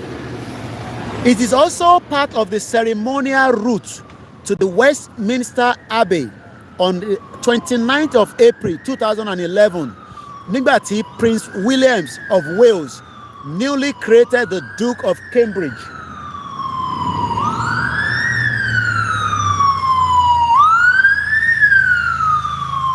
N fẹ́ kó lọ nítorí ariwo yẹn. Now ẹ yẹ ká tẹ̀síwájú. Newly created the Duke of Cambridge arrived here to marry his Catherine Middleton. Ibi báyìí náà ló ti ṣe ìyàwó yẹn. Ìyàwó ti Prince William of Wales. Ó ṣe ìyàwó pẹ̀lú Miss Catherine Middleton and the couple were conveyed past this spot in the 1902 state, louder on their way back to Buckingham Palace after the wedding service has been deployed on this panel. This is also the route taken by the gold coach in the coronation procession when the new sovereign come to Westminster Abbey to be anointed and crowned in April 2002. The funeral procession of Queen Elizabeth, the Queen Mother. Ìyá Queen yẹn nice gan. Ó wà very jovial. Èmi bá nígbà kó tó kú. Tó bá ṣú ẹ̀ báyìí aláwàdà kan nìyá yẹn. Kọ́lọ̀ fọ́nrún kẹ́ gbogbo wọn. Kọ́lọ̀ máa bá Elédùmarè lọ́hùn. So gbogbo ẹ̀ náà lọ kọ síbẹ̀. Ibi báyìí wọ́n build ẹ̀ ní 1838. Originally built building tó ń wò yìí. Tábà tẹ̀lé wọnú ẹ̀ history wà níbí báyìí. 1834. I take that back. 1834 ni wọ́n kọ́ bí báyìí. The hospital was founded as a charitable proposal for relieving the sick and the needy and other distressed persons. It was a handsomely castle neo-Gothic building. The Prime Minister ń kọjá lọ ní tí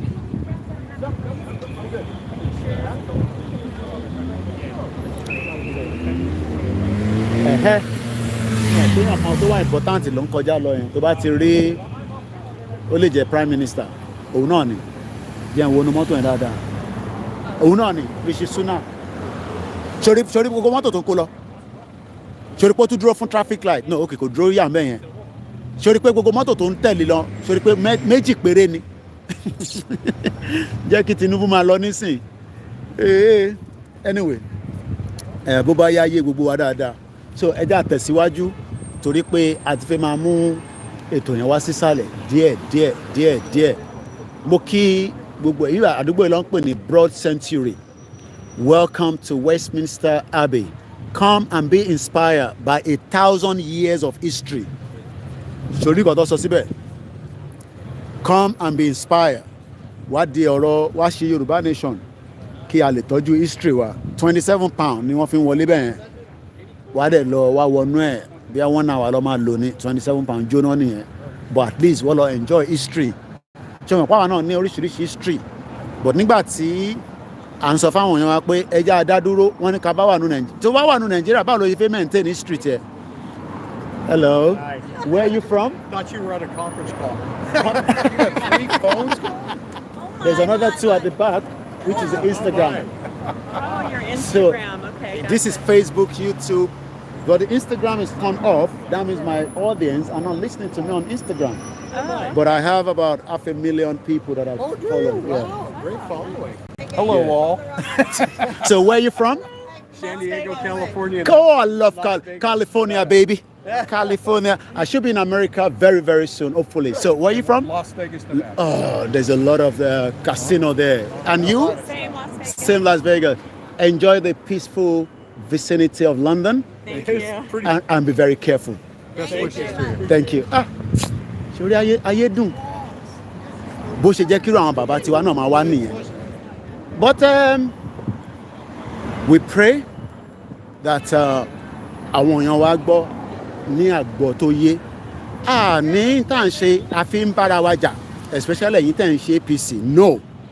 Àwa ń wo future yẹn pé future ẹ̀yin náà wo future but future tẹ̀yin ṣì ń wò future inú Nàìjíríà lẹ́yìn wò.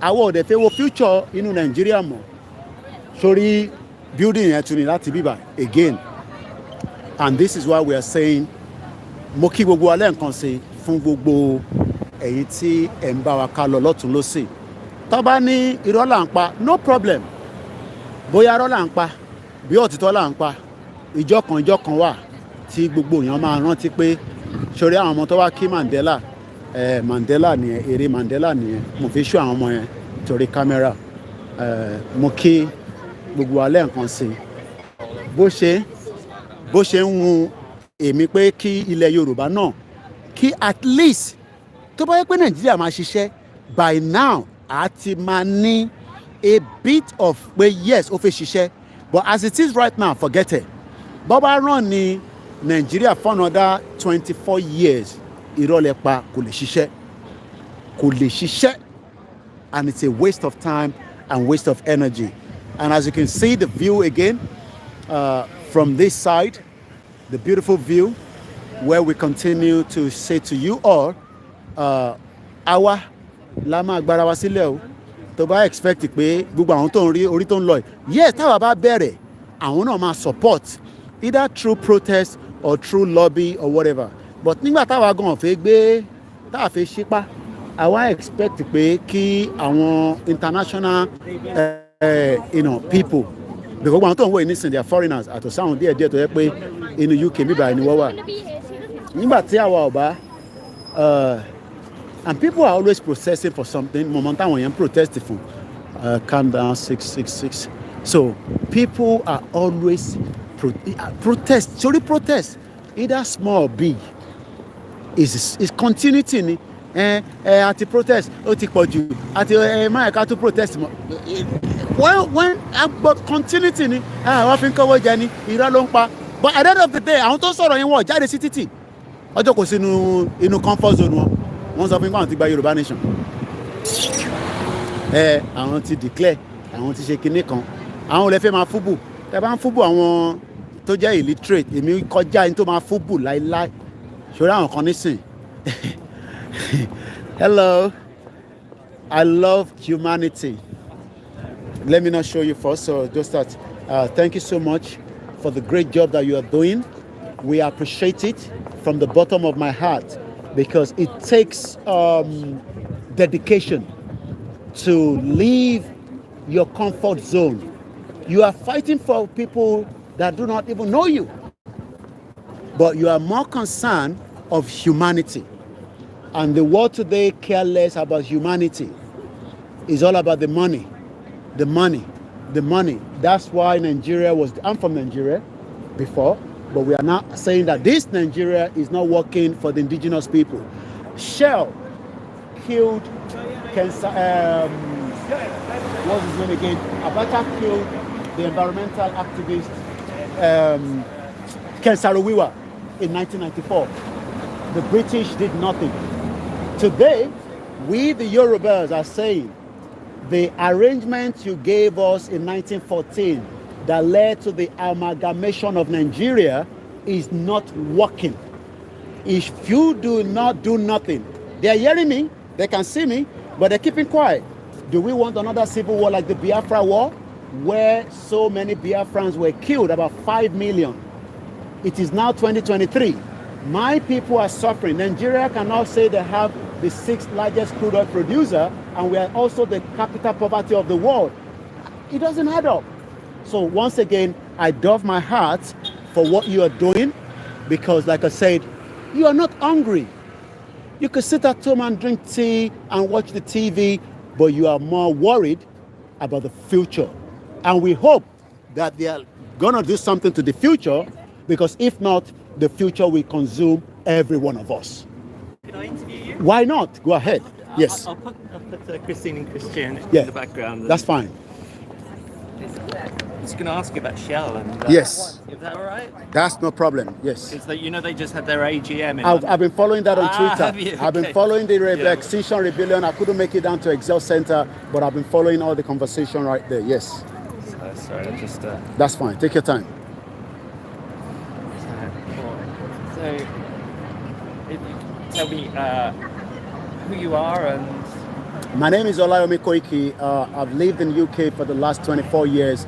And also known as KOIKIMEDIA, where we discuss, issues surrounding Nigerians, but the indigenous people. And when we talk about Nigeria, it has a lot of history. So I would like you to ask the question, then I can be able to give you the answer from the little knowledge that I understand when it comes to the climate, when it comes to the petroleum industry, where Shell has been one of the most dangerous organizations that have destroyed the heritage that people owns in that particular territory. Let me talk about Ken Saro-Wiwa. Ken Saro-Wiwa was killed. When I say killed, there's different types of killed. I mean, you could have an accident and die. He was hanged to death by the late Sani Abacha, the military dictator, because he was protecting the interest of the Shell organization. Ken Saro-Wiwa is an environmental activist that eventually died in 1994. As I speak to you today, no fishery is going on in the Niger Delta area, and Shell refused to clean up the mess that has occurred during their drilling for decades. The question is, are they doing the same thing in America? Why are they cleaning up, the atrocity that happened in America, and they've left the situation where millions of people in Nigeria, especially the Niger Delta area, there is no longer fishing business there because the whole area is polluted. What would you say as somebody from Nigeria who I presume you've seen the Niger Delta and you've been there, to those of us in the West about the actions of petrochemicals companies like Shell? Well, I've not been to Niger Delta region, but I've followed back to back, what is happening in that particular side. Oil was detected in Nigeria. We've been told in the 1950 something. I believe it's more than that. But apparently, let's assume that it was a detection from 1960. Nigeria got that independent with the hope that the crude oil will be able to sustain. But what has happened is, I saw the profit from Shell, and I asked myself, this is about almost 40 billion, US dollars. While Nigerians that owns the crude oil is not even making a law. We do know that it's not just about Shell. We have as many corrupt individuals. And when I say corrupt individuals, we can name them, but we probably leave the name for now. But one thing is, we do call them the cabal. The cabal controls the narrative. But I can't talk about a public figure. The Minister for Information, Alhaji Lai Mohammed, he comes to UK and tells lies all the time. But I am telling the citizens or the citizens of the world, you need to find out what is actually happening that Shell has been preventing. And they have a lot of court cases, that I do follow in Italy. And like I said, Shell is just a big disgrace to humanity. Thank you so much. Let me give you my details so that you can share, when that is ready, you can share the link with me and then I can promote it online. Yeah, it'll be a while. Yeah, it doesn't matter whenever it's ready. Because obviously our core business is being a vigil. What you do, that's fine. Just don't say the number, I'll put the number there and then I will send you, okay, what I can do, let me give you mine so that you can call me. 075. Sorry, yeah. How do you deal with the noise? A lot of prayer. Yomi, so you can put Yomi and then Y-O, and then put KOIKIMEDIA. Y-O-M-I, then space, then put KOIKIMEDIA, so you'll be able to know it's media. K-O-I-K-I, media, so that way you know. 075 94 050 979. And anytime you want a free press, I do run a program called Niger Voices every Wednesday. I was really impressed by how many cameras you got. I've sometimes had 2 on the go, but I've never had 3.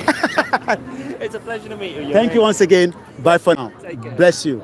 So tó bá yẹ message yẹn a máa travel káàkiri bí tó bá jù sí.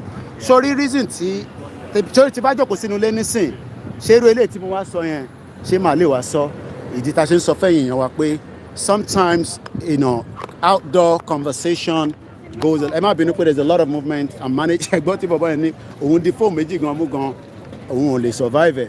Once again, as I'm leaving this particular area, mo kí gbogbo ọmọ Yorùbá lẹ́ẹ̀kan sí pé Ọlọ́run ní jẹ́ ká ṣe wàhálà lásán.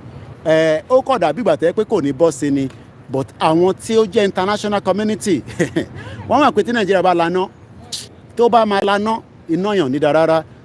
A máa sọ̀rọ̀ lórí Tony Blair kí ló lọ ṣe ní Nàìjíríà, a máa sọ̀rọ̀ lé lórí pẹ̀sẹ̀pẹ̀sẹ̀ bọ̀ kò ń ṣe lénìí. Bí mo ti ṣe ń fẹ́ máa mú ètò yìí wá sí ìparí ní èní, mo tún fi àsìkò yìí mo tún fi dúpẹ́ lọ́wọ́ gbogbo ọmọ Yorùbá àtẹni tó ń wò àtẹni tó disagree.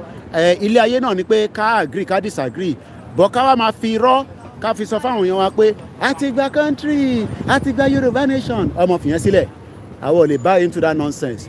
Calm down ló kù fún yín. Gbogbo ẹ̀yin tẹ̀ ń sọ pé ẹ ti declare ẹ máa gbé adelé jáde, àwọ̀ argue pẹ̀lú yín, àwa ń dúró títí di 29 is just a calm down. Lẹ́ẹ̀kan sí sórí gbogbo orí tó ń rí, they are not better off than orí ọmọ Yorùbá. Gbogbo orí kọ̀ọ̀kan ló ní ìṣẹ̀dá tiwọn. Ìṣẹ̀dá tiwa nílẹ̀ Yorùbá, àmọ́ a ti kóra wa sínú Nàìjíríà. Nàìjíríà dẹ̀ ti ṣe kí ni, ó ti affect gbogbo wa pátápátá. Bí mo ti ṣe mú ètò yìí wá sísàlẹ̀, mo rántí gbà tí bàbá wa Ọọ̀ni Ọ̀rìṣà Ọ̀jájá the second tó wá sí UK. Building yìí ni a ti ṣe ìpàdé tí a ti wá bá wọn níjọ́ náà lọ́hùn. Èmi náà wà nínú building yẹn pẹ̀lú wọn. Kí bàbá wa Kẹ́lẹ́dùmarè kó bá wa lọ́rọ̀ ẹ̀mí wọn, kó pẹ́ fún bá wa. Àmọ́ sẹ́ Yorùbá nation tá à ń sọ yìí, ó ti di ntí a gbọ́dọ̀ sọ pé ó gbọ́dọ̀ wá sí ìmúṣẹ. Pépà ó ṣe kókó, sórí free ni. Bó ṣe máa ń fún wa láàárọ̀ wá fún wa ní ìrọ̀lẹ́, free ni. N tó wá ṣe pàtàkì tó ṣe kókó kí n tó parí ètò yìí pátápátá ni pé ìwọ náà níṣẹ́ tó máa ṣe, èmi ṣe tèmi, ìwọ náà ṣe tiẹ̀. Ó lè má dàbí irú tèmi ṣe, ìwọ ṣe ìwọ̀nba tí Elédùmarè bá ní kó ṣe. Tó bá ti ṣe ìwọ̀nba yẹn, fi tó kù sílẹ̀.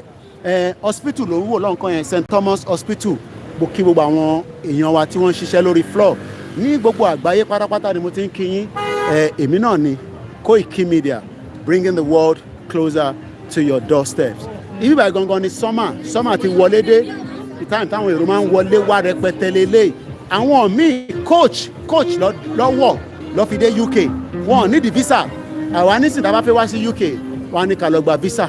So ara ìdí tá a ṣe ń sọ pé a lè continue báyìí kò possible. The reality is Nigeria has failed every single one of us. A máa ṣe broadcast kékèké lọ díẹ̀ níta tí bá ti ń lọ, but for now ẹ jẹ́ n gbé kámẹ́rà padà wá sójú mi ká wá parí ètò yìí torí pé kí ni gbogbo ẹ̀yin tẹ́ bọ́ọ̀nì data yín nílé, ẹ̀yin tẹ́ bọ́ọ̀nì data náà ní UK, time náà lẹ́ ń fi sílẹ̀ kò easy láti jókòó. As I leave you now in the hands of Elédùmarè, my name is Olami Koiki. I'm checking out now. Bye for now. Have a very good afternoon. So ìyẹn ti lọ bẹ́ẹ̀ pẹ̀lú àwọn tó wà lórí Koiki Odùduwà. Ẹ̀yin tẹ́ wá wà lórí another platform, I am going to also switch and then bring the program to an end from this side. Mo kí ọmọdé, mo kí àgbàlagbà, Oòduà gbé wa kò ní gbé ọ̀dàlẹ̀. Bye for now. As I say, nírọ̀lẹ́ láago 6 nínú studio a tún máa ṣe iṣẹ́ lọ. Mo kí yín o, Shalom, mọ́mí mi, my big mommy, Comfort Ológunjà. Mo kí gbogbo ẹ̀yin ìyá alálùbáríkà, kò ní rẹ̀ mí, wọ́n fẹ́ yẹ kó sú mi ní ìrọ̀lẹ́ pa. Èmi ti yàtọ̀, mo sọ fún yín pé a máa scale up. There will be more of interview. Mo ń prepare àwọn kankan náà tá máa àwọn tó jẹ́ àwọn MP tá máa mú pọ̀dọ̀ mọ́ ibi tó bá wà ká lọ máa sọ fún wọn pé ṣé ọ̀rọ̀ Nàìjíríà ṣé ibẹ̀ ṣe máa wọ́n ràn lélẹ̀. And that is why. Dash Mayor, thank you so much. Bye for now, every one of you.